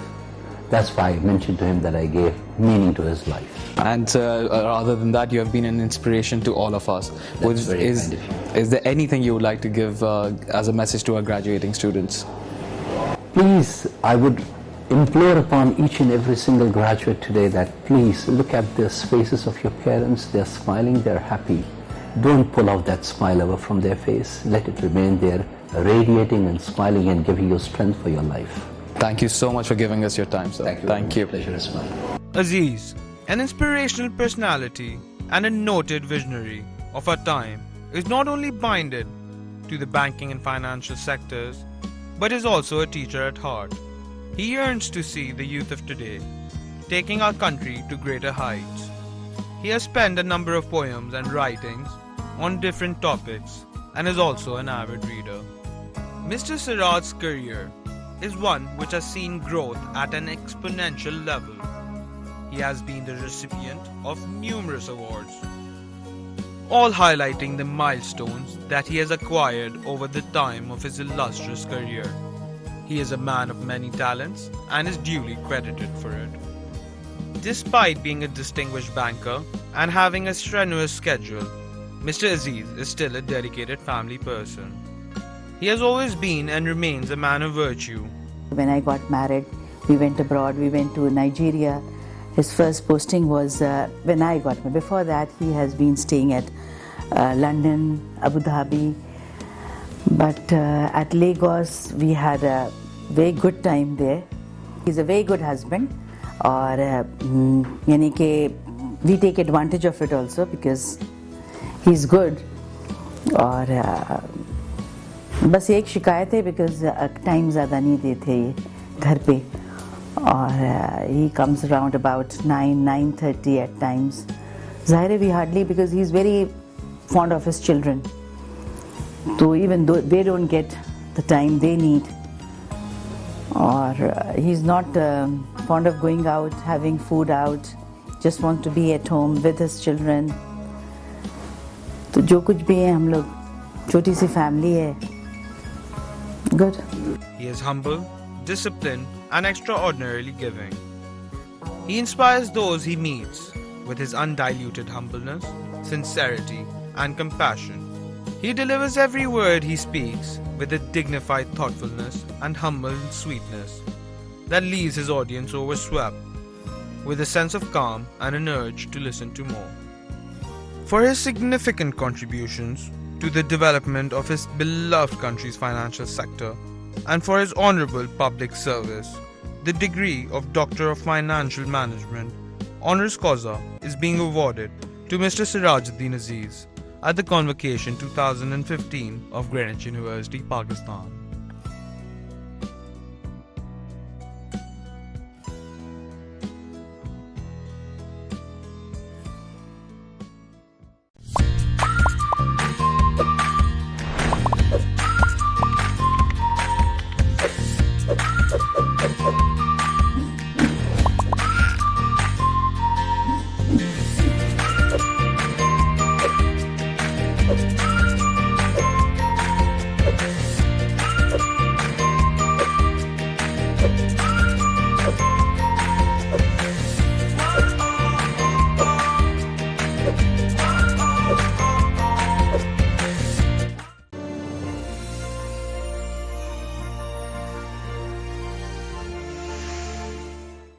जब मेहनत, हिम्मत, जहानत, लियाकत और खिदमत इंसानियत की सिफात इंसानी वजूद में ढल जाएं, तो सरदार मोहम्मद यासीन मलिक का खाका सामने आता है। सरदार यासीन मलिक एक अहद साज और हमा जहद शख्सियत के मालिक हैं। फ़रोग़ तालीम के लिए अनथक मेहनत, मुस्तहक़ीन की मुसलसल खिदमत और पाकिस्तान की तामीर और तरक्की के लिए खिदमत बा तर्ज़ इबादत आपकी जिंदगी का नस्बुल ऐन है। सरदार यासीन मलिक 1941 में बर्रे सगीर में पैदा हुए और तक़सीम हिंद के बाद 9 साल की उम्र में पाकिस्तान तशरीफ ले आए। इल्म की शमा से मुआशरे को मुनव्वर करने वाली शख्सियत यासीन मलिक ने अपनी इब्तिदाई तालीम लियारी से हासिल की और बाद अज़ां हुसूल इल्म की गरज से सिंध मदरसतुल इस्लाम और सेंट पैट्रिक कॉलेज से मुंसलिक हुए। यासीन साहब की इब्तिदाई जिंदगी उसरत से इबारत है। वो बिजली की अदम दस्तयाबी के सबब सड़क किनारे आवीज़ा बरक़ी कुमकुमों तले मुताला किया करते और इसी इल्म, दोस्ती, अज़्म हिम्मत, मेहनत लगन और जहद मुसलसल की बदौलत आप कठिन लम्हात और मुश्किल औकात को शिकस्त देकर कामयाबी और कामरानी से सरफराज हुए। सरदार यासीन मलिक जहां मुल्की मईशत को इस्तेहकाम बख्शने में कलीदी किरदार अदा कर रहे हैं, वहीं दुखी इंसानियत की खिदमत और बेसहारा लोगों की मुआवनत के साथ साथ फलाही और रिफाई इदारों से भरपूर ताउन करना इनकी अव्वलीन तरजीहात में शामिल है। बतौर नायब सदर अंजुमन हिलाल अहमर पाकिस्तान, आपने कुदरती आफात से मुतासिरा अफराद की बहाली के लिए जो इक़दामात किए वो यकीनन काबिल सताइश है। सरदार यासीन मलिक ने उबूरी हुकूमत में न सिर्फ सूबाई वजीर बराए मजहबी उमूर खिदमात अंजाम दी, बल्कि अपनी लियाकत और वक़ी तजुर्बे की बदौलत वजीर आज़म पाकिस्तान के मुआविन खुसूसी भी मुकर्रर हुए। बहैसियत डायरेक्टर पाकिस्तान स्टेट ऑयल सरदार साहब की खिदमात को किसी तौर फरामोश नहीं किया जा सकता। दर्स व तदरीस की फरोग व तरवीज और तलबा को जदीद उलूम व फनून से आरास्ता करने के लिए यासीन साहब ने सैकड़ों तालीमी इदारों की माली मुआवनत फरमाई और आज भी मुताद्दिद स्कूलों, कॉलेजों और जामियात की सरपरस्ती के फराइज अंजाम दे रहे हैं। यासीन साहब को इनकी गिरा कद्र समाजी खिदमात के एवज हुकूमत पाकिस्तान की जानिब से हिलाल इम्तियाज और सितारे इम्तियाज अता किए गए। अवामुन्नास की बेपनाह फलाह व बहबूद के एतराफ में इन्हें साल 2004 में मुल्क का बेहतरीन आदमी करार दिया गया। वालेकुम अस्सलाम व रहमतुल्लाहि व बरकातुहू। Sir, as you have known Mr. Sardar Yasin Malik for a very long time, and we are awarding him with an honorary doctorate degree. Is there anything you would like to say about his personality? Sardar Sahab is a very interesting and impressive personality. He is a man of many qualities. Most among them, or most foremost among them, is that he is a very humane person, always considerate for others. And interestingly, we met regarding public service to do with the setting up of public toilets. And he was forthright in helping establish a chain. then whether it had to do with medical treatment, educational stipends, other marriages, and other needs of people, he was always forthcoming, ever ready to help. Now, these are qualities that are, mashallah, needed and dear to Allah subhanahu wa ta'ala and our Prophet Muhammad sallallahu alaihi wasallam. And I think it is something that leaves a deep mark on society. What do you think is the one thing that has made Mr. Yasin Malik achieve all the milestones that he has achieved? Of course, everything is with the blessings of Almighty Allah, but it is his hard work, his sincerity, his vision, and like I said, his concern for others. And I'm glad that you recognized his services to society and are awarding him with this degree. I wish you and Sardar Sahab the best. May Allah bless you all. Assalamu sir, आपका ताल्लुक सरदार यासीन मलिक से बहुत पुराना और गहरा रहा है। क्या आप उनके बारे में अपने ख्यालात का इज़हार करना चाहेंगे? जी बिल्कुल। जब आपने सरदार यासीन मलिक के बारे में पूछा तो यकीन कीजिए नाम सुनते ही फरिश्ता खतलत इंसान की याद आ जाती है।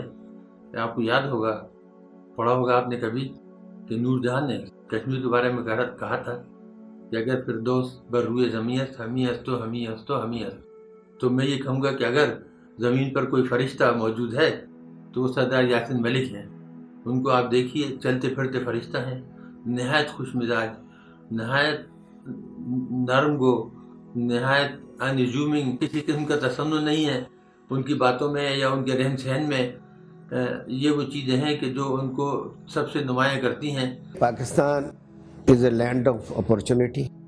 यहाँ बहुत कुछ है, तनहा काम करने की कोशिश ना करें, बल्कि इसमें अपने कारोबार के लिए, अपने कैरियर के लिए कोशिश करें कि दयानतदार लोग आप ढूंढें।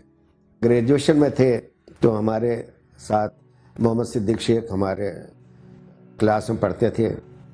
उनका केमिकल का काम था, जहाँ से मेरे कैरियर शुरू हुआ कारोबार का। मैं वहाँ पर एज ए सेल्समैन काम करता था कॉलेज के टाइम के बाद में। तो 1% कमीशन मिलती थी मुझे, और मुझे एक्नॉलेज करना चाहिए मोहम्मद सिद्दीक शेख को। उन्होंने मुझे बहुत आगे बढ़ाया और अल्टीमेटली एंडेड अप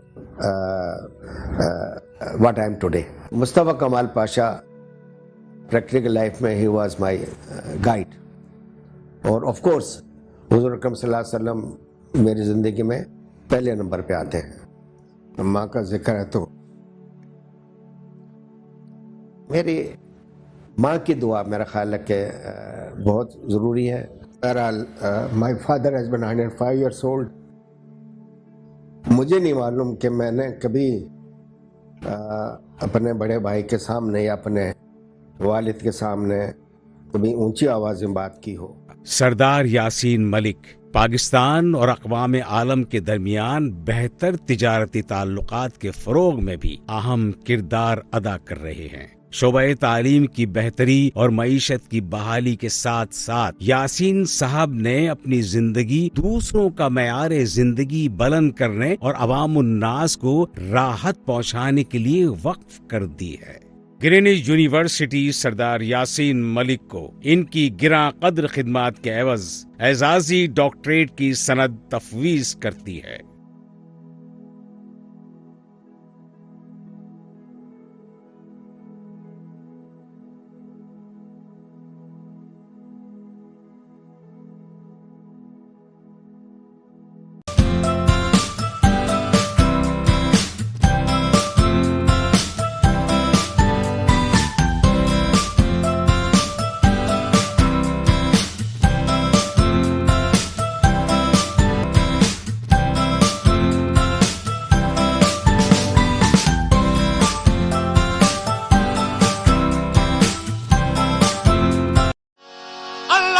रसूल का जन्नत रसूल की और दो में कैसे जाएगी ये उम्मत रसूल की। भर तो झोली भर तो झोली भर तो झोली तुम्हारे आसान से ज़माना क्या नहीं पाता, तुम्हारे आसान से ज़माना क्या नहीं पाता।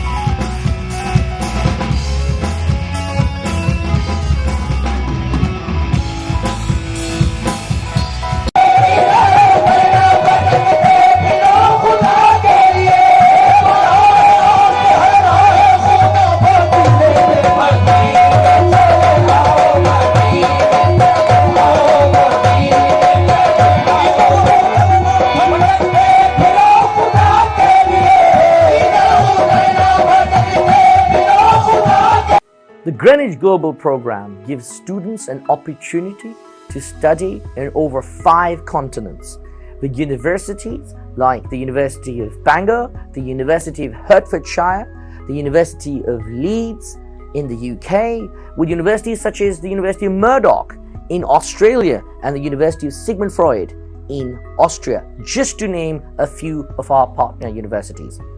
The 2+2 program gives students the access to study at Greenwich University for the first 2 years and then move on to any of our partner universities around the world and carry on with global careers anywhere around the world.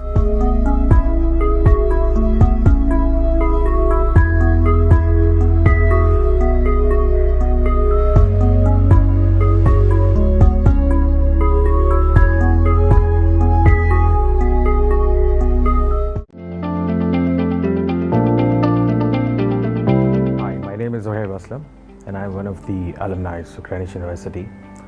Currently, I'm the Group Director of HROC Group, which is a Malaysian-based HR business solutions organization, which started off from Karachi and later on expanded to Malaysia. At this point in time, this is one of the leading companies which is helping other organizations to have a proper setup in Pakistan with having all resources available. Wherever I am today, it's probably because of what I was taught back then when I was at Greenwich University, and I'm quite thankful to my faculty and my Vice Chancellor and everybody who was a part of the Greenwich University. They put in all their effort to ensure that they shape out an ordinary person into somebody who can bring in a change into the society. So I have represented myself at a lot of places, on international forums, local forums, and everywhere. I've mentioned very proudly that I am not a foreign graduate from any university of Harvard, but I'm actually a graduate of Greenwich University, and I'm quite thankful to it. So thank you, Greenwich, for shaping me out. Looking forward to having more forever.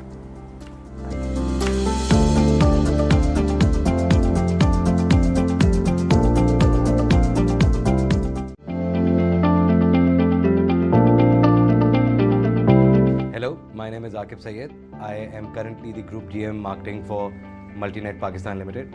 I am a very proud alumnus of Greenwich University.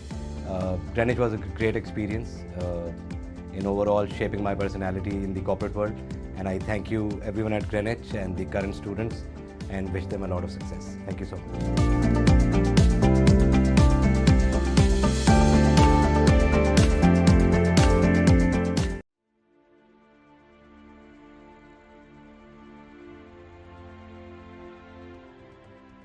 So welcome to a session of the High-Level Political Forum. We need to rethink the idea of governance by placing SDG 16 at its center. Institutional and policy innovations at local, national, regional, and international levels can accelerate the implementation of SDG 16 and promote integrated whole of society approaches.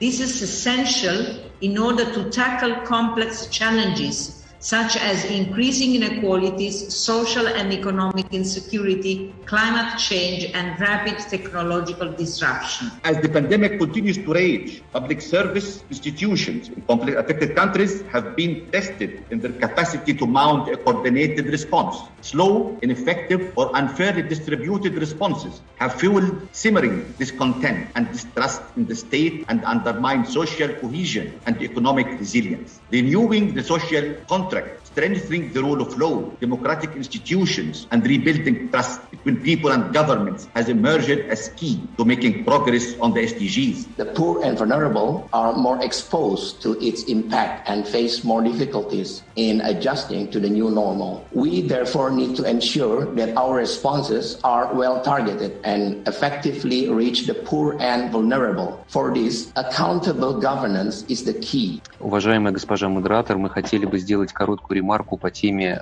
цели устойчивого Madam развития. Moderator, we'd like to make a statement on SDG 3. The Russian scientists have already developed 4 vaccines for COVID on their relevant technical platforms. The first of them, Sputnik V, has now being used in 60 countries, being used by more than 1.5 billion people. We are ready for future cooperation with other partners in the future to put an end to the COVID-19 pandemic and to ensure efforts are made to achieve SDG 3. Bonjour, permettez-moi de m'exprimer en français. Monsieur le... Myself in French, if I may. Mr. President, Excellencies, ladies and gentlemen, the COVID-19 pandemic has had a spectacular impact of the world's efforts to reduce poverty. It also provides us with an opportunity to build a better future.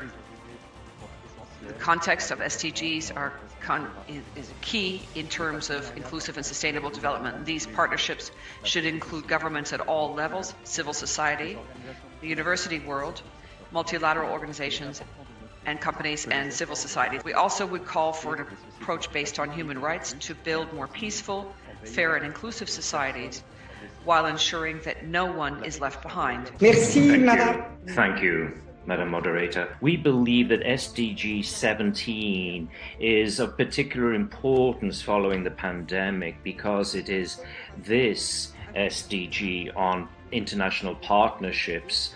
And today, in fact, we do hope that it's the SDG after the pandemic. We live in strange and unpredictable times. Times when the threat of a pandemic and restrictive measures imposed by those in charge has made peaceful assembly even harder than before. Times when inclusive and transformative efforts to counter deep-rooted inequalities are essential. In this decade of action, Sweden remains a dedicated ally in the pursuit of peace, at home and throughout the world. The EU has recently also taken steps for the integration of fighting inequalities in its development cooperation. Promoting and upholding the rule of law is a major priority for the EU internally and externally. The COVID-19 pandemic has set back progress on governance. In its external action, the EU will continue to support progress on democratic governance, rule of law, justice reform, and more effective taxation. Peace, progress, and sustainability are built on the foundation of justice. Nepal's constitution has internalized such ethos and institutionalized the peace process and political transformation. And I'd like to start with one that was made by Ambassador Idris on the need to think of a new social contract to prevent what he called simmering discontents. And this, I think, is a crucial issue that has come out of the pandemic. It not only has caused immediate suffering, but it has exposed inequalities and exclusion that were in existence beforehand, but not so visible. And that has great risk of grievance and of, in the end, the rise of social unrest. So this social contract, I think it will be important, of course, that it covers all the SDGs. The SDGs are the best medicine, but with particular emphasis on leaving no one behind. Trying to use the leverage and influence of the international community in order to build national fiscal capacities rather than inadvertently undermining them. I mentioned 2 ways in which I would say those capacities, alas, have been undermined in the past. One, the relentless ideological pursuit of free trade, even when that has meant reducing or eliminating tariffs on luxury goods. And secondly, via deeply entrenched resistance of members of the international community to setting a good example by paying taxes and tariffs themselves when they are in host developing countries. And lastly, even if we mobilize resources and have effective governance, the question, of course, is governance for whom? And there, I think, the principle that's come out very clearly in the COVID crisis and will come out again in the climate crisis, that we need to have equal rights to health and to a safe environment. Principles that, by the way, are deeply embedded in national constitutions around the world need to be upheld and fought for. It's not enough just to have have them in constitutions. They have to be more than words written on paper. Corruption has diverted funds from investment in healthcare. Where corruption is systematic, governments tend to spend less on healthcare, thus increasing inequalities among societies, but also among countries.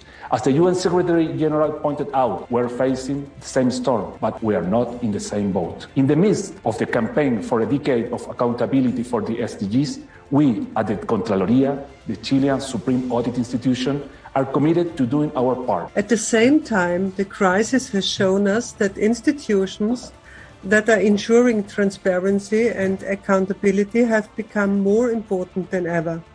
Supreme audit institutions can carry out audits at all levels of government.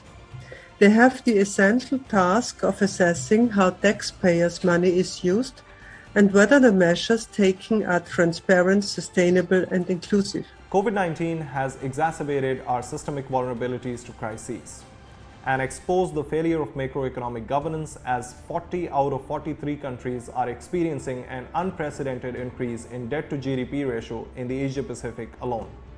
Yet, business as usual continues, as almost 96% of the support provided by multilateral banks and international financial institutions to Asia-Pacific countries in 2020 are loans, with meager amounts in grants or debt relief. On the other hand, inequalities have been on the rise.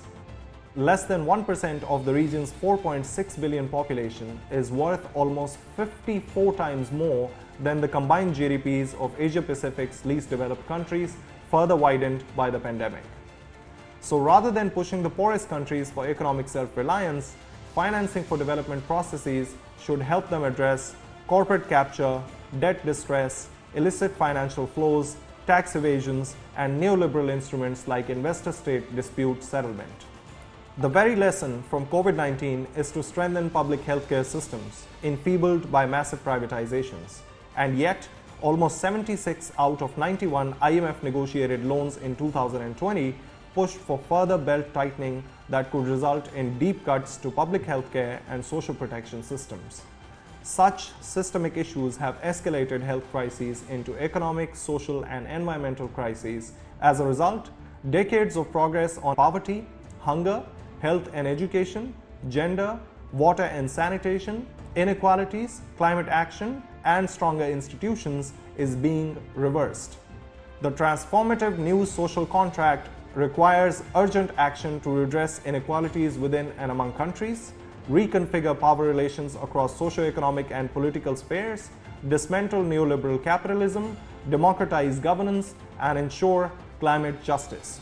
COVID-19 has intensified the need for accelerated, united action in light of the devastating toll the pandemic is taking on global health, social and environmental security, and progress on Agenda 2030. Interlinked challenges such as COVID-19, climate change, diminished biodiversity, and continuing crises rooted in economic, judicial, and human rights inequalities inform our call for accelerated action. While some people have access to healthcare, medicines, and vaccines, too many suffer without recourse. While human rights abuses go unpunished and access to justice remains the domain of the few, societies will not know peace and inclusion. These are well-worn truths. But civil society plays a pivotal role in advocating for healthy lives and well-being, reversing widening inequality, and promoting a peaceful, inclusive world. There is broad agreement among governments that we need new global tax rules, but we still don't have an inclusive body where those rules can be negotiated. Instead, decision-making on global tax rules is being led by the G7, the G20, the OECD, which is also known as the Rich Countries Club. This is resulting in rules that do not reflect the interest of the world's poorest countries, but also in rules that do not effectively ensure that the world's wealthiest corporations and individuals pay their share of taxes and do not represent a global consensus. When it comes to international negotiations, we as UN youth representatives experience many hurdles in our advocacy and negotiation efforts. Young people are described as active agents of peace, which means that equal treatment and representation should occur. We want to change the narrative from passive stakeholders to active shareholders. This is why we are also working on the establishment of a framework for the youth in order to participate as equals in negotiations. This notion was agreed upon by all member states in SDG 16, and this so-called generational test will be our main tool to translate that notion into practice. In conclusion, by the words of the former Secretary General Kofi Annan, we are never too young to lead, and you are never too old to learn. This youth-led campaign pleads the UN member states to request an advisory opinion from the International Court of Justice and the linkage between climate change and human rights, as well as the integration of the concept of intergenerational justice. International governance, standards and rules for trade, investments, taxation, and financial flows must underpin national efforts to achieve more equal and inclusive societies. 6 years into the implementation of the 2030 Agenda, the international community is still off track on achieving SDG 16+, and we've unfortunately seen further stagnation and even serious backsliding of progress, even before the COVID-19 crisis. Civic space is shrinking, human rights abuses are on the rise, faith and trust in institutions is waning, conflict and fragility is deepening, and inequalities are widening, leading to blossoming protest movements in many countries where people still feel left behind. We need to continue to seek cooperative approach to shared challenges, not only to be better prepared and to create resilience for future shocks and crises, but also to reinforce trust and strengthen security for all. As we continue to relentlessly encroach on nature and degrade ecosystems, we endanger human health. We need to rethink our relationship with nature and build back better. It has been recognized that business as usual is no longer an option. We need to rethink the way we generate wealth, the way we live, produce, consume, move, and eat. We must shift to a new paradigm of resource use that is socially equitable, economically resilient, and environmentally healthy. Research by UNEP International Resource Panel proves that it is possible. Muchas gracias. Saludo a todos los. And greetings to all the participants in this important political forum. The indigenous peoples have indicated that the Agenda 2030 for Sustainable Development and the SDGs provide us with a historical and unique opportunity to ensure that the more than 370 million indigenous people in at least 90 countries are not left behind. And yet, we continue to be victims of serious violations of human rights. Access to justice for all persons with disability who have experienced gender-based violence during the pandemic by guaranteeing accessibility and reasonable accommodation in the judicial process. So this meeting is adjourned, and thank you very much again to all of you for your active participation.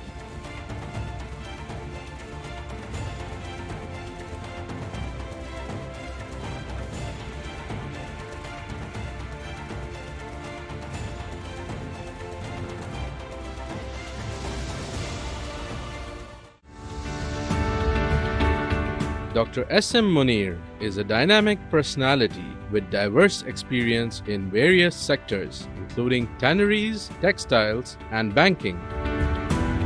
He is the chairman, Dean Textile Mills Limited, and director, Dean Pharma Products Limited.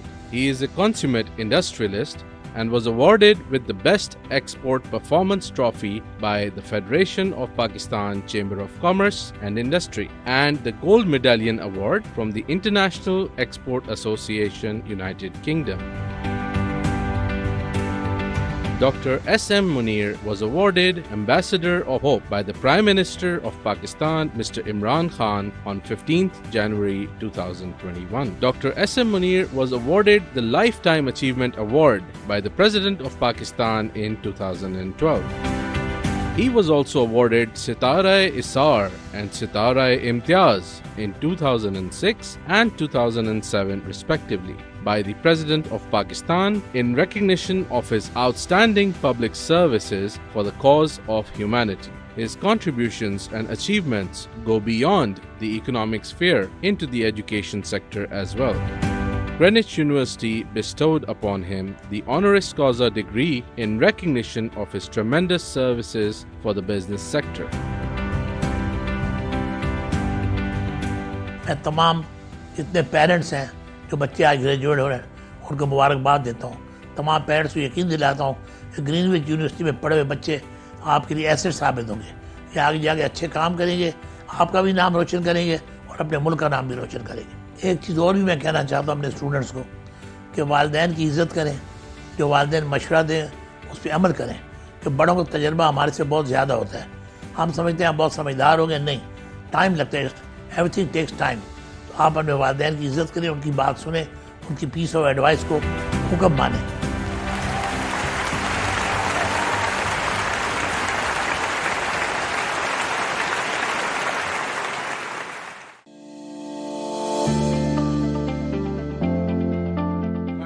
morning. My name is Ishan Shah. I'm a proud alumni of Greenwich University, batch of 95. I was Dean's List here as well, apparently, and yeah, it's been great. The memories are tremendous. It's great to see everybody out here as we celebrate all these years. I'm basically from the banking profession and I'm part of the media and broadcasting.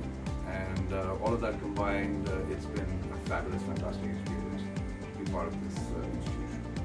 I wish you all well and hope that we meet again. Take care and have a great day.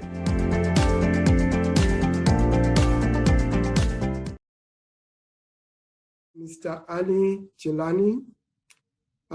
He's a development practitioner focused on democratization of state and society in Pakistan, with over 10 years of advocacy at the national, regional, and global level. He has expertise in capacity building, advocacy, and research for governance reforms concerning access to justice, political, economical equality, human rights, social development, and environmental protection.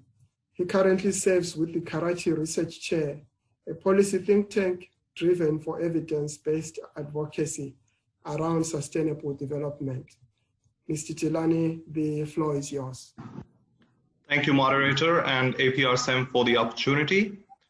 The decade of action and delivery for sustainable development can only be realized if systemic barriers like global inequalities of wealth, power, and resources, international economic, trade, and monetary frameworks, militarism and conflict, patriarchal authoritarianism, marginalizing governance, shrinking democratic spaces, as well as a guilt-free pass on means of implementation commitments are addressed. The unprecedented COVID-19 crisis has reinforced the need to address such vulnerabilities caused by neoliberal globalization and flawed macroeconomic governance. ODA is falling short of its commitment of 0.7% of GNI, evident of the fact that only 6 countries could meet their ODA targets in 2017, with the overall contribution amounting to $147.2 billion against the required investment of US $5 to $7 trillion to achieve the SDGs.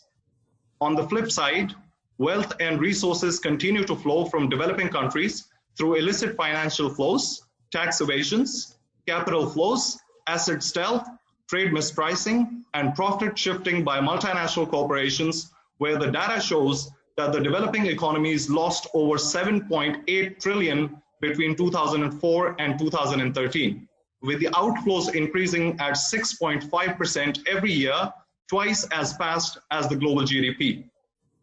The terms of discussion around official development assistance need to change from an act of benevolence to that of responsibility for global north, reckoning the historical debt owed to the developing world after centuries of colonial plunder and its continued patterns through neo-imperial neoliberal tactics. People of the Asia-Pacific reject official development assistance used to catalyze private sector engagement, achieve trade, military, and political objectives of donor countries, and its substitution with climate financing, refugee costs, or debt cancellation as recently proposed by the Development Assistance Committee. ODA needs to be reformed, reviewed for impact, and held accountable for failure to deliver on the commitments rather than being reduced to buzzworded negotiation outcomes going one step forward, 2 steps back. Debt stress is another key challenge exacerbated by COVID-19, where increased debt financing along with economic downturn will lead to higher government debt to GDP ratio expected to rise to 49% in 2021 among the least developing countries, while the pandemic generally affecting a much larger group of 40 out of 43 countries in the Asia Pacific. Reiterating the Secretary General's appeal reckoning COVID-19 situation, we cannot resort to the usual tools in such unusual times, so we need strong multilateral commitments to address debt distress, having pushed poor countries into generational debt traps, leaving virtually no fiscal space for effective COVID recovery or sustainable development priorities. Trade as a critical MOI need to be democratized through structural reforms prioritizing people and the planet over profits, upholding the essence and multidimensionality of the Agenda 2030, safeguarding state policy space. Localization of SDGs shouldn't mean the absence of accountability mechanism at the global level.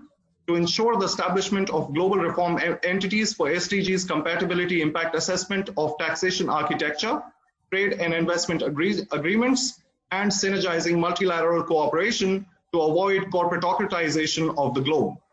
Rather than pushing the poorest countries for economic self-reliance, the processes should help them address macroeconomic pressures embodied in hegemonic trade agreements through conditions of market deregulation, massive privatizations, corporate capture of resources and governance, and neoliberal instruments like ISDS, among others. In terms of technology, the corporate control of data as the raw material for the fourth industrial revolution and concentration of technological innovation in the hands of a few technology giants must not be allowed to compromise privacy, hinder technology transfer, impede the capacity of developing countries to develop their technological capacity, marginalize human workforce, or undermine local knowledge systems. Policy emphasis on digitization and technological advancement must ensure a civil society-led thorough review of the potential adverse effects on the environment, the social, cultural, economic, civic, and political rights of the people. Our decade of action demands the dismantling of neoliberal development framework that destroys the environment, starves people of resources, and strips them of rights, and criminalizes those who stand for justice. The people of the Asia Pacific demand development justice. If the Agenda 2030 is to be endorsed as the global social contract between people and governments of the world, it's high time they walk the talk. Thank you, Chair. Thank you very much, Jelani, for those very cogent comments. I'm sure that the participants have taken note of them and will bring them up in the breakout discussions.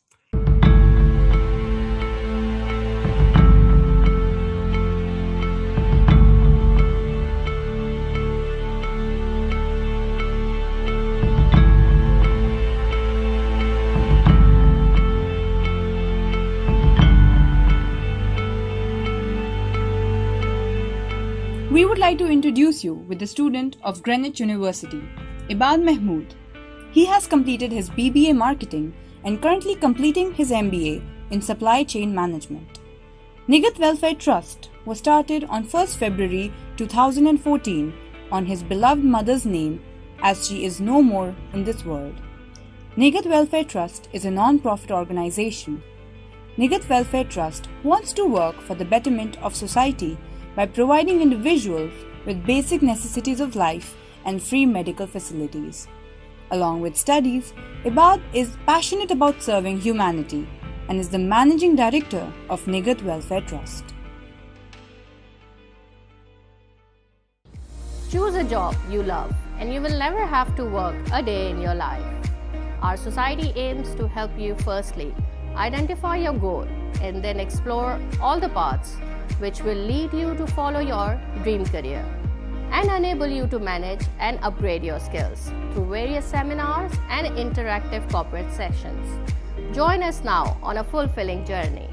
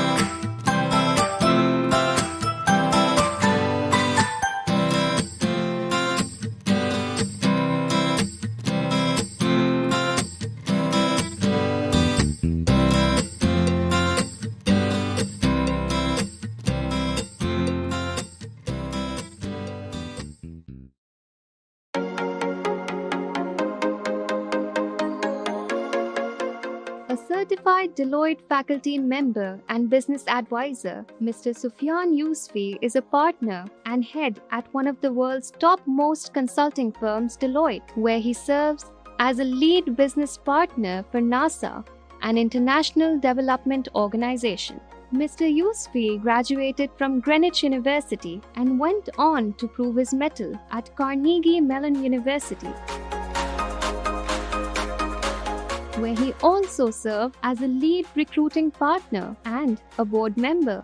Mr. Yousfi has been a part of Deloitte's commercial practice in New York City, serving multiple Wall Street financial service clients, large banks, private equity firms, and hedge funds. At present, he oversees multi-dimensional teams tasked with operational resilience, internal controls, cost optimization, trust and transparency programs. His client services include advanced machine learning, artificial intelligence, data analytic capabilities, and managing large-scale operational transformation programs. He has also published in Respond, Recover, Thrive, amongst other digital media platforms. John is one of the most engaging young men that I've had the pleasure of teaching here at Carnegie Mellon. I met him 6 years ago, and we've become friends, and that has broadened my perspective more than it has his. I'm glad. Looking at Sufyan, it makes me even more confident to say that the Greenwich University prepared him to get this far, and then he certainly worked hard to realize his own dream. अगर आप चाहते हैं कि कुछ काम करें, दुनिया में अपना नाम बनाएं, तो अपना जो बेंचमार्क है ना कि आपको क्या बनना है या क्या करना है, वो काफ़ी ऊपर रखें. He is a loving husband and a true friend. He is always there to help anyone and everyone who's around him. He genuinely cares for people and loves to propel them forward. His positivity is infectious. He loves to spread it around, and he is the life of every party. Sufiyan के बारे में बताना चाहती हूँ. वो शुरू से बहुत आउटस्टैंडिंग बच्चा रहा है, पढ़ने में भी अच्छा था, बहुत सोशल था, बहुत सारे इसके दोस्त अहबाब, और हम हमेशा ही समझते थे कि ये बहुत अच्छा नहीं करेगा क्योंकि ये सारा सोशल बहुत था, इसकी दोस्ती बहुत थी. In recognition of his achievements, Greenwich University presents him the Alumni Excellence Award 2022.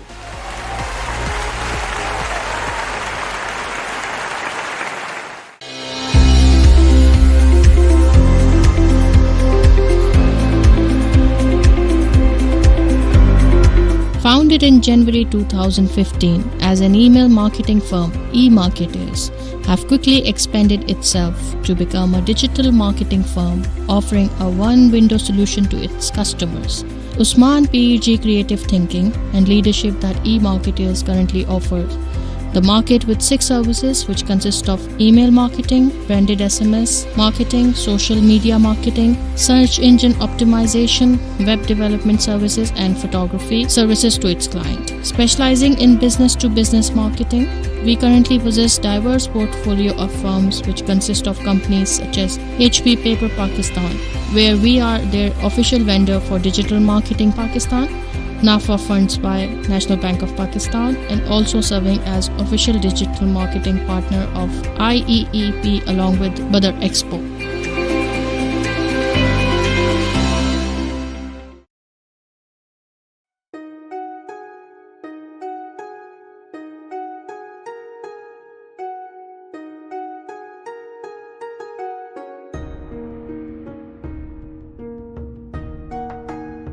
Japan is an island country in East Asia, located in the Pacific Ocean. It lies to the east of the Sea of Japan, the East China Sea, China, North Korea, South Korea, and Russia, stretching from the Sea of Okhotsk in the north to the East China Sea and Taiwan in the south. The kanji that make up Japan's name means sun origin, and Japan is often called the land of the rising sun. Japan is a member of the UN, the G7, the G8, and the G20. The country has the world's third largest economy by nominal GDP and the world's fourth largest economy by purchasing power parity.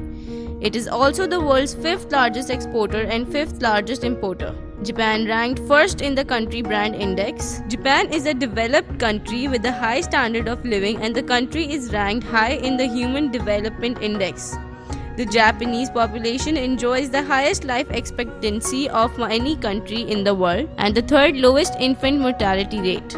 Japan is the highest ranked Asian country in the Global Peace Index. Pakistan and Japan have a history of glorious relationships spanning more than 6 decades. Both share age-old ties of common cultures, traditions, outlook, and consciousness. Pakistan's relationship with Japan is based on mutual trust and respect. Both countries have worked for regional peace and stability. Greenwich University's socio-cultural and educational tour is also a step forward by a top-ranking private university in Pakistan to develop people-to-people relations between the two countries. I'm very thankful for Greenwich University. They took us to Japan, where we visited many different places. Over there, we went to Tokyo Tower, we went to Hosei University, Disney World, we went to Nissan production plant, and many different places. The experience was very different. It is much cleaner, much safer over there, and the people are very nice, but they are quiet, but they are very workaholic.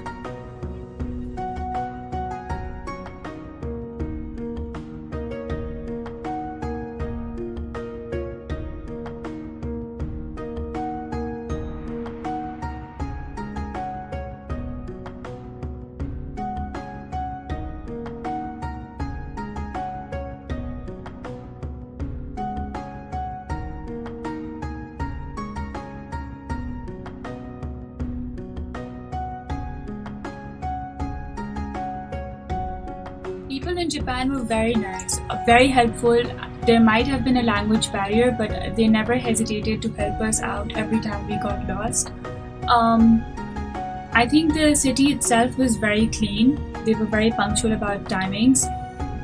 5 o'clock in the morning used to be the rush hour at train stations, and I think that's amazing.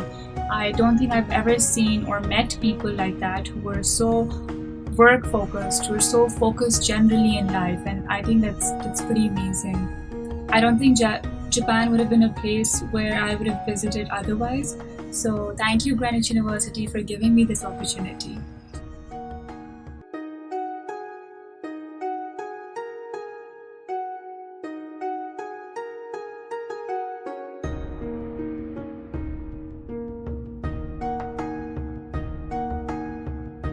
Japanese people are workaholic. They wake up at 5 o'clock in the morning. They're very determined. Like a couple of people that I met, they're doing part-time jobs. Like, Japanese people are so determined that they have 3 jobs at a single time. So one job from 9 to 2, and then so on and so forth. And they're very workaholic people. They're always working. They're always up to something. The norms of Japanese people are very clear, that they're very honest with whatever they do. They're very determined, as I said before, and they're very useful. Like they're very helpful. Whatever problem that first of all, there's a language barrier that we faced in Japan. But other than the language barrier, through determining their actions, they're very helpful. Wherever we got lost and whatever we wanted to find out, they're very helpful in communicating that with us. Hosei University was a wonderful experience. It was a big university, and it was very good. We did a presentation there, and it was very resourceful as well. I'm very thankful to Greenwich University to take me as part of the delegation, and I would love to go to Japan another time.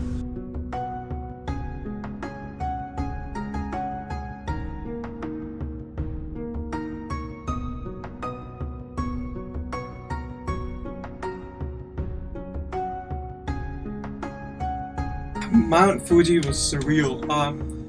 To be honest, it was something I saw it first time in my life, and it was so scenic, it was so beautiful. I remember when I was going up towards to look around the Mount Fuji, I could literally see the clouds touching my foot, and all that, and I could literally feel the pressure of air.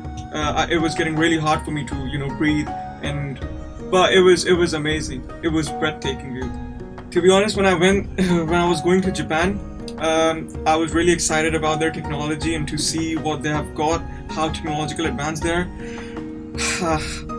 I couldn't agree more that country is completely technically so advanced. When I went there to the factory of Nissan, I saw literally machines doing work over there. Like literally they were just walking beside us, and it was something really new for me. And looking at them made me realize that how technically advanced they are. They don't need they don't need labor. They've got machines to do the labor work. That's differently done in Pakistan, because over here there's more of a human labor than the technical labor. But over there I saw machines doing work, so it was something amazing. Hosei University was a great experience, and I thank Ms. Seema Mughal, who is the Vice Chancellor of Greenwich University, to give me the opportunity, because over there I went on the stage to give out the speech about Greenwich University. It was something really, really good experience, because over there was like Japanese people. They were live like different culture and from different ethnic backgrounds. And over there, when I was giving speech about my university and how amazing it is, I think I felt really, really great.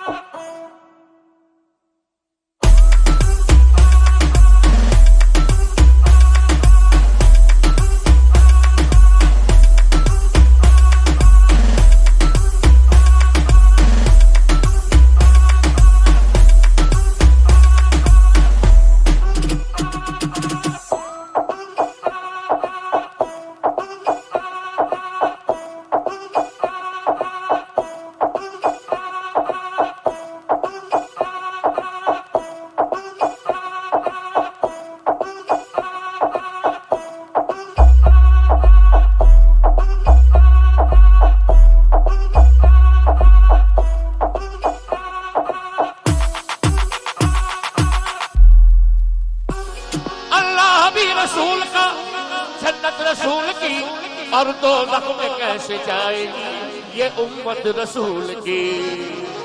भर तो झोली भर तो झोली भर तो झोली तुम्हारे आस्थान से ज़माना क्या नहीं पाता, तुम्हारे आस्थान से ज़माना क्या नहीं।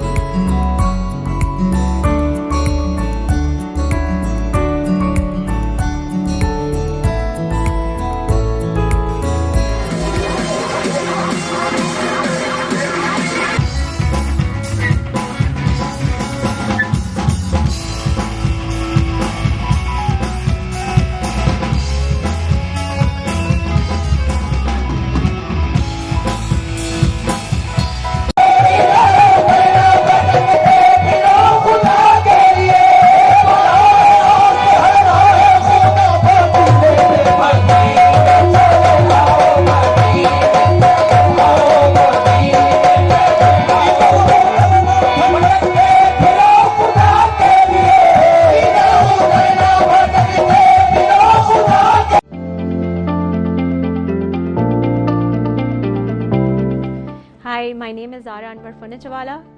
I am heading cost control at Bank Alfala Limited. I am a proud alumni of Greenwich University and very thankful and appreciated for laying foundations for my success.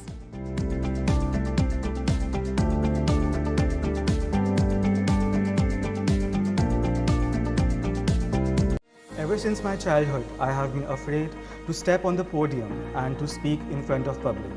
Yet I realized that this can only be solved when you put yourself in situations where you challenge yourself and you can then push your limits and your boundaries. So this is the very same purpose of the Debate and Audition Society, that you refine your audition skills, your presentation, your argumentation, and work with your peers in a collaborative and supportive way so that we can all grow together. So I look forward to welcoming you all as a part of Debate and Audition Society and working with you all in the future. Thank you.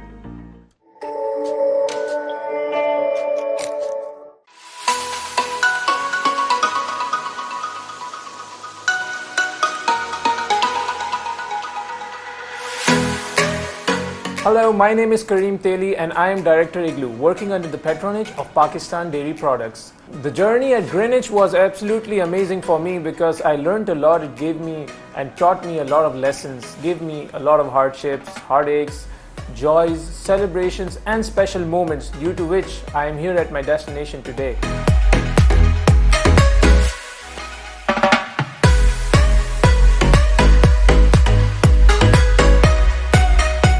Well, over the last couple of years, our company has grown into a more versatile business, and as I am managing the food division of the group, we have introduced different brands, different product lines besides ice cream as well.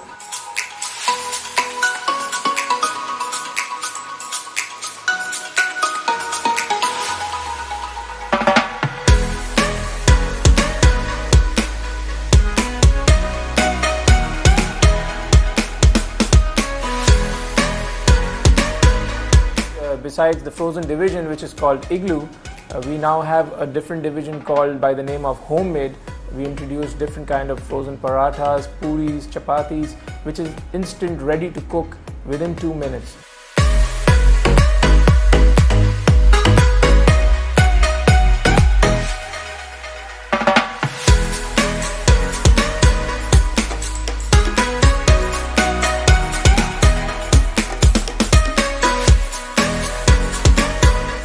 This is a good achievement for us because we weren't doing that at all. We were just focusing on ice cream initially, and then we just transformed ourselves into a frozen food company as well. Besides that, in the last couple of years we introduced our own chocolate brand by the name of the Chocolate Factory.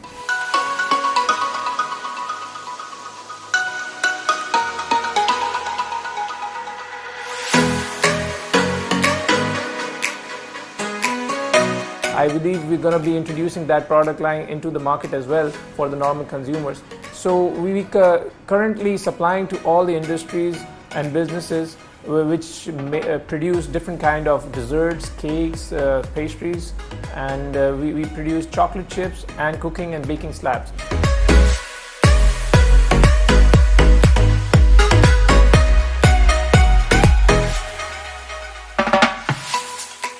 Well, there has been multiple things. It's not just one thing that makes a person who you are today.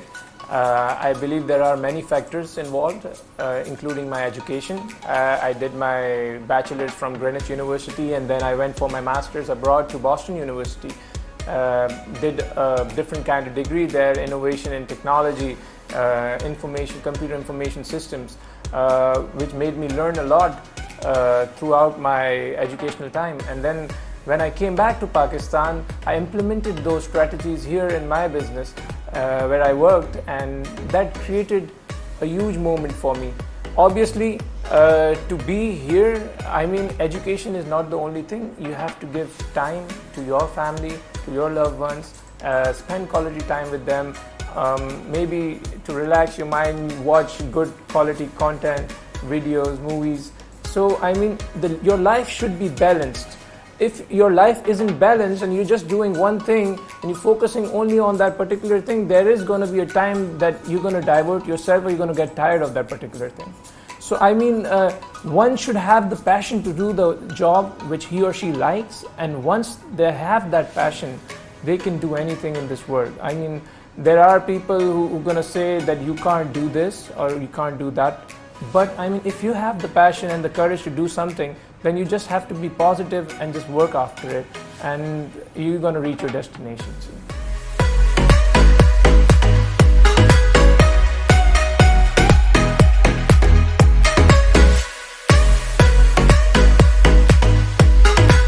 Well, the need of the time is follow your passion, follow your heart. I mean, you cannot do something which somebody else tells you to do. I've met a lot of students, I've had a lot of interviews with different people, and they usually say that I'm doing this particular degree or particular program just because my parents told me to do so, or my elder brother or sister told me to do so.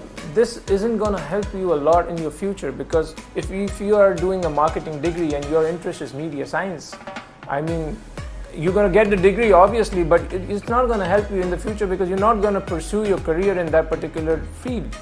Or maybe even if you do, then you might not be good at it, or you're always going to be addicted or diverted to the things which you like. So I mean, follow where your heart leads you to and focus on that, work positively on that things, and I believe with over a period of time, you're going to feel a change in yourself, and once that change arrives, your life is going to change forever.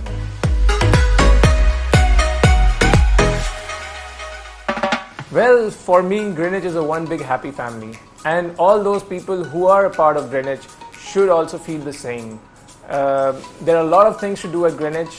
I spent most of my time at Greenwich when I was having my classes, and I used to have the gap between the classes as well. So I usually used to stay back at the university and used to play sports, maybe play badminton, cricket with friends, sit and enjoy in the cafeteria with friends.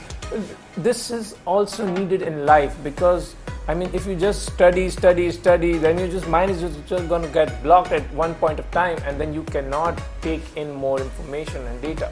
So to do these things, I mean, you need to relax your mind, you need to calm down, you need to be happy, because if you are happy, then you can do anything. So be happy, make others happy, and make your family proud by doing whatever you desire.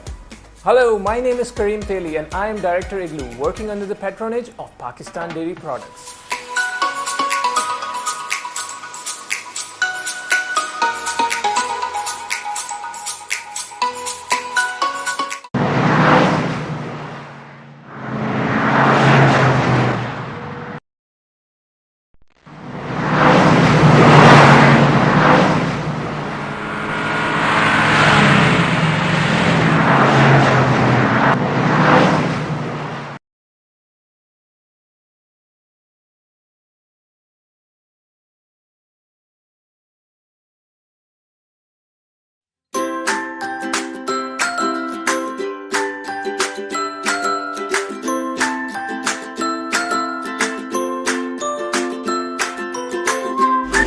Placement on job, internship during and after the studies.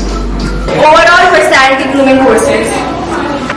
Scholarships and financial assistance.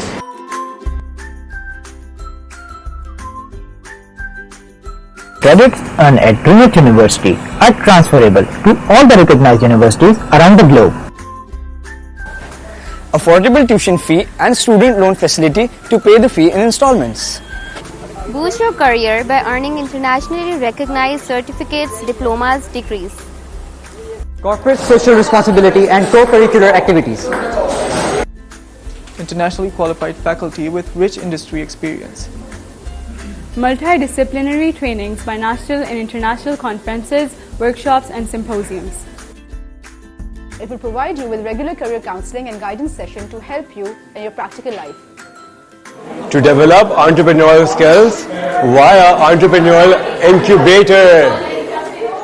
national and international socio-cultural and educational tour for students' exposure and skill development.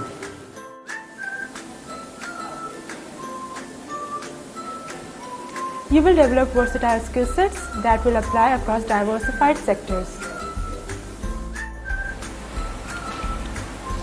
Working independently and decision making. State-of-the-art campus with all the essential facilities in the posh area of Karachi. With media lab, computer lab and high-end classrooms, we have it all at Greenwich University.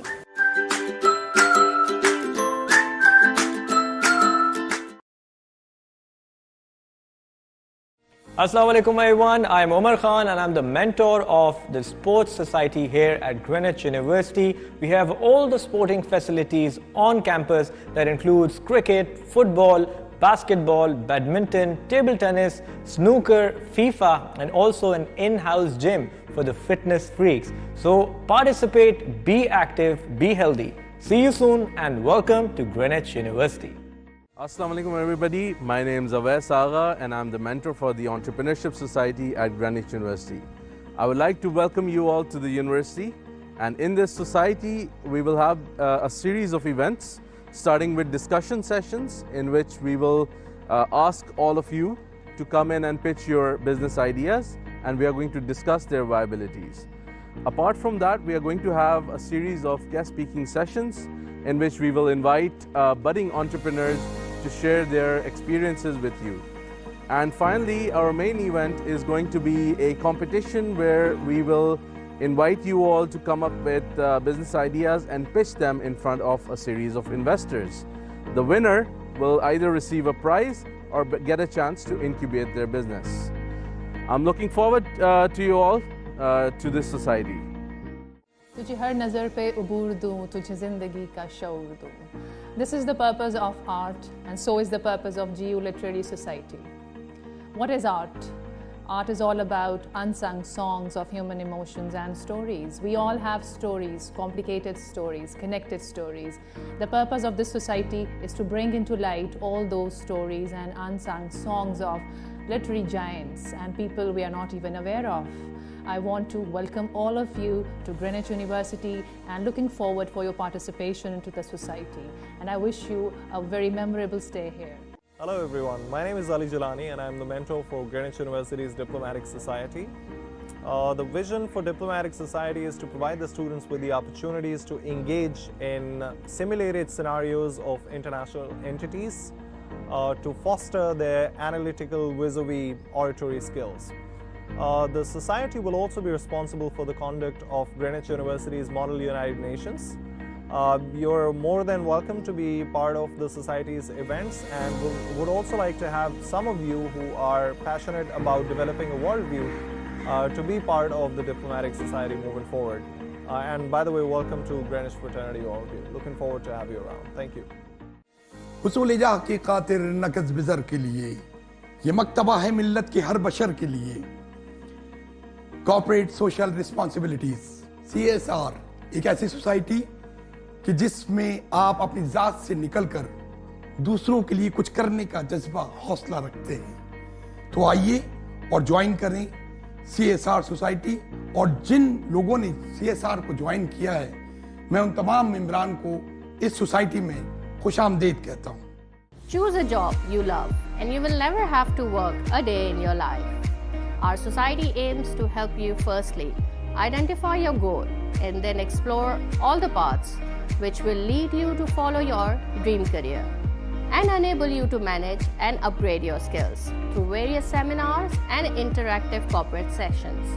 Join us now on a fulfilling journey. In a world which is always moving, photography lets us stand still. It's something much more than just a collection of pretty pictures. It's the stories that are behind those pictures. Hi, my name is Faraz Iqbal. I'm your mentor for the Photography Society at Greenwich University. So for the next 3-4 months, I have planned a lot of events that will be happening under this society. For example, we have a photo walk, photo contest, photography exhibition, photography trip. That will really help you guys understand what goes behind taking the pictures. We also have planned a couple of photography workshops, and in those workshops you'll understand how pictures are taken, what a lens does, what the body does, what is good lighting, what is bad lighting, what is good composition, and you'll really get a chance to explore yourself. So I really look forward to seeing you guys in the society, and yeah, let's have fun. Thank you. Ever since my childhood, I have been afraid to step on the podium and to speak in front of public.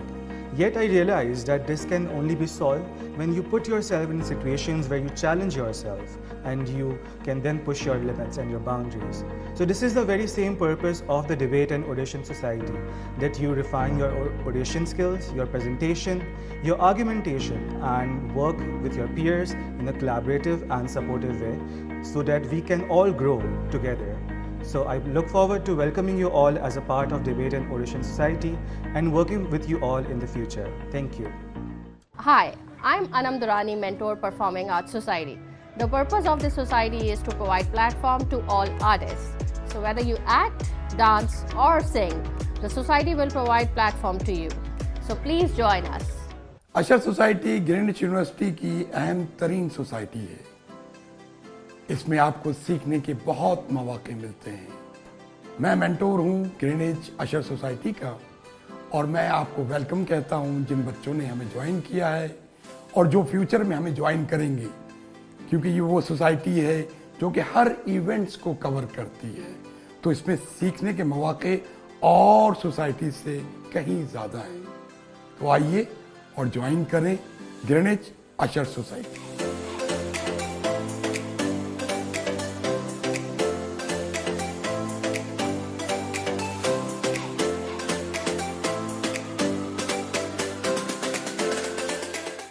In a world which is always moving, photography lets us stand still. It's something much more than just a collection of pretty pictures. It's the stories that are behind those pictures. Hi, my name is Faraz Iqbal. I'm your mentor for the Photography Society at Greenwich University. So for the next 3-4 months, I have planned a lot of events that will be happening under this society. For example, we have photo walk, photo contest, photography exhibition, photography trip. That will really help you guys understand what goes behind taking the pictures. We also have planned a couple of photography workshops, and in those workshops you'll understand how pictures are taken, what a lens does, what the body does, what is good lighting, what is bad lighting, what is good composition, and you'll really get a chance to explore yourself. So I really look forward to seeing you guys in the society, and yeah, let's have fun. Thank you.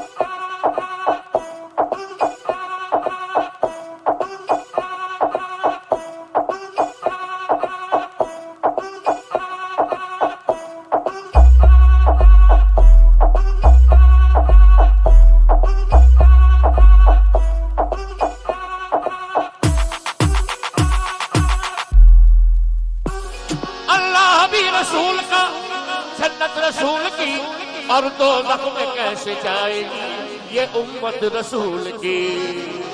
भर तो झोली भर तो झोली भर तो झोली तुम्हारे आसान से ज़माना क्या नहीं भागा, तुम्हारे आसान से ज़माना क्या नहीं।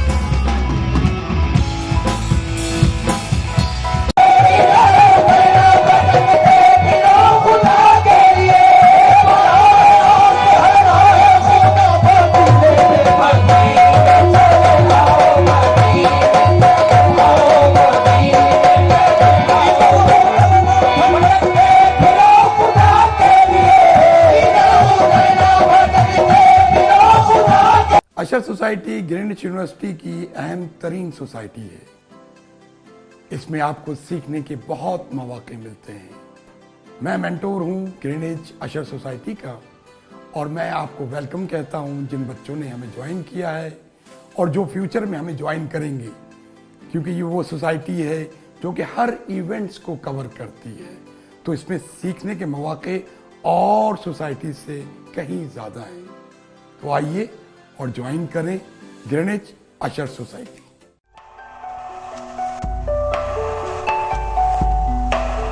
Sultana Siddiqui, a woman of substance, a woman of courage, a woman of international fame.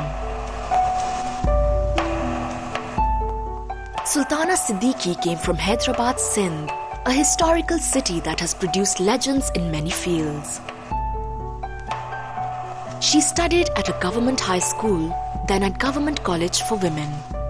She did her BA Honours and Masters in Comparative Religion from Sindh University. Oh, she's a role model. बच्चों की तालीम में she's a role model. और फिर उन्होंने economically अपने को खुद दो पैरों पर खड़ा किया। तो तीनों she's a role model. Very hard working, intelligent हैं और बहुत ज़्यादा उनकी नज़र जो है वो मुस्तक़बिल में काफ़ी होती है। She is very good planner. बहुत कम लोग हैं पाकिस्तान में जिन्होंने सिर्फ अपनी सलाहियत की बिना पर यह मुकाम हासिल किया है और सबसे अच्छी खूबी ये है कि उसने एज ए सिंगल पेरेंट अपने बच्चों को इतना आली तालीम और तरबियत दी है कि वो आज ज़िंदगी में बड़े कामयाब हैं। इसके लिए मैं समझता हूँ कि वो हम सब की बड़ी ख्वाहिश है कि इस तरह के रोल मॉडल हमारी सोसाइटी में बहुत होने चाहिए सुल्ताना जैसे। Sultana Siddiqui joined PTV in 1974 and took the most difficult task, production of programs for children. She then expanded her relationship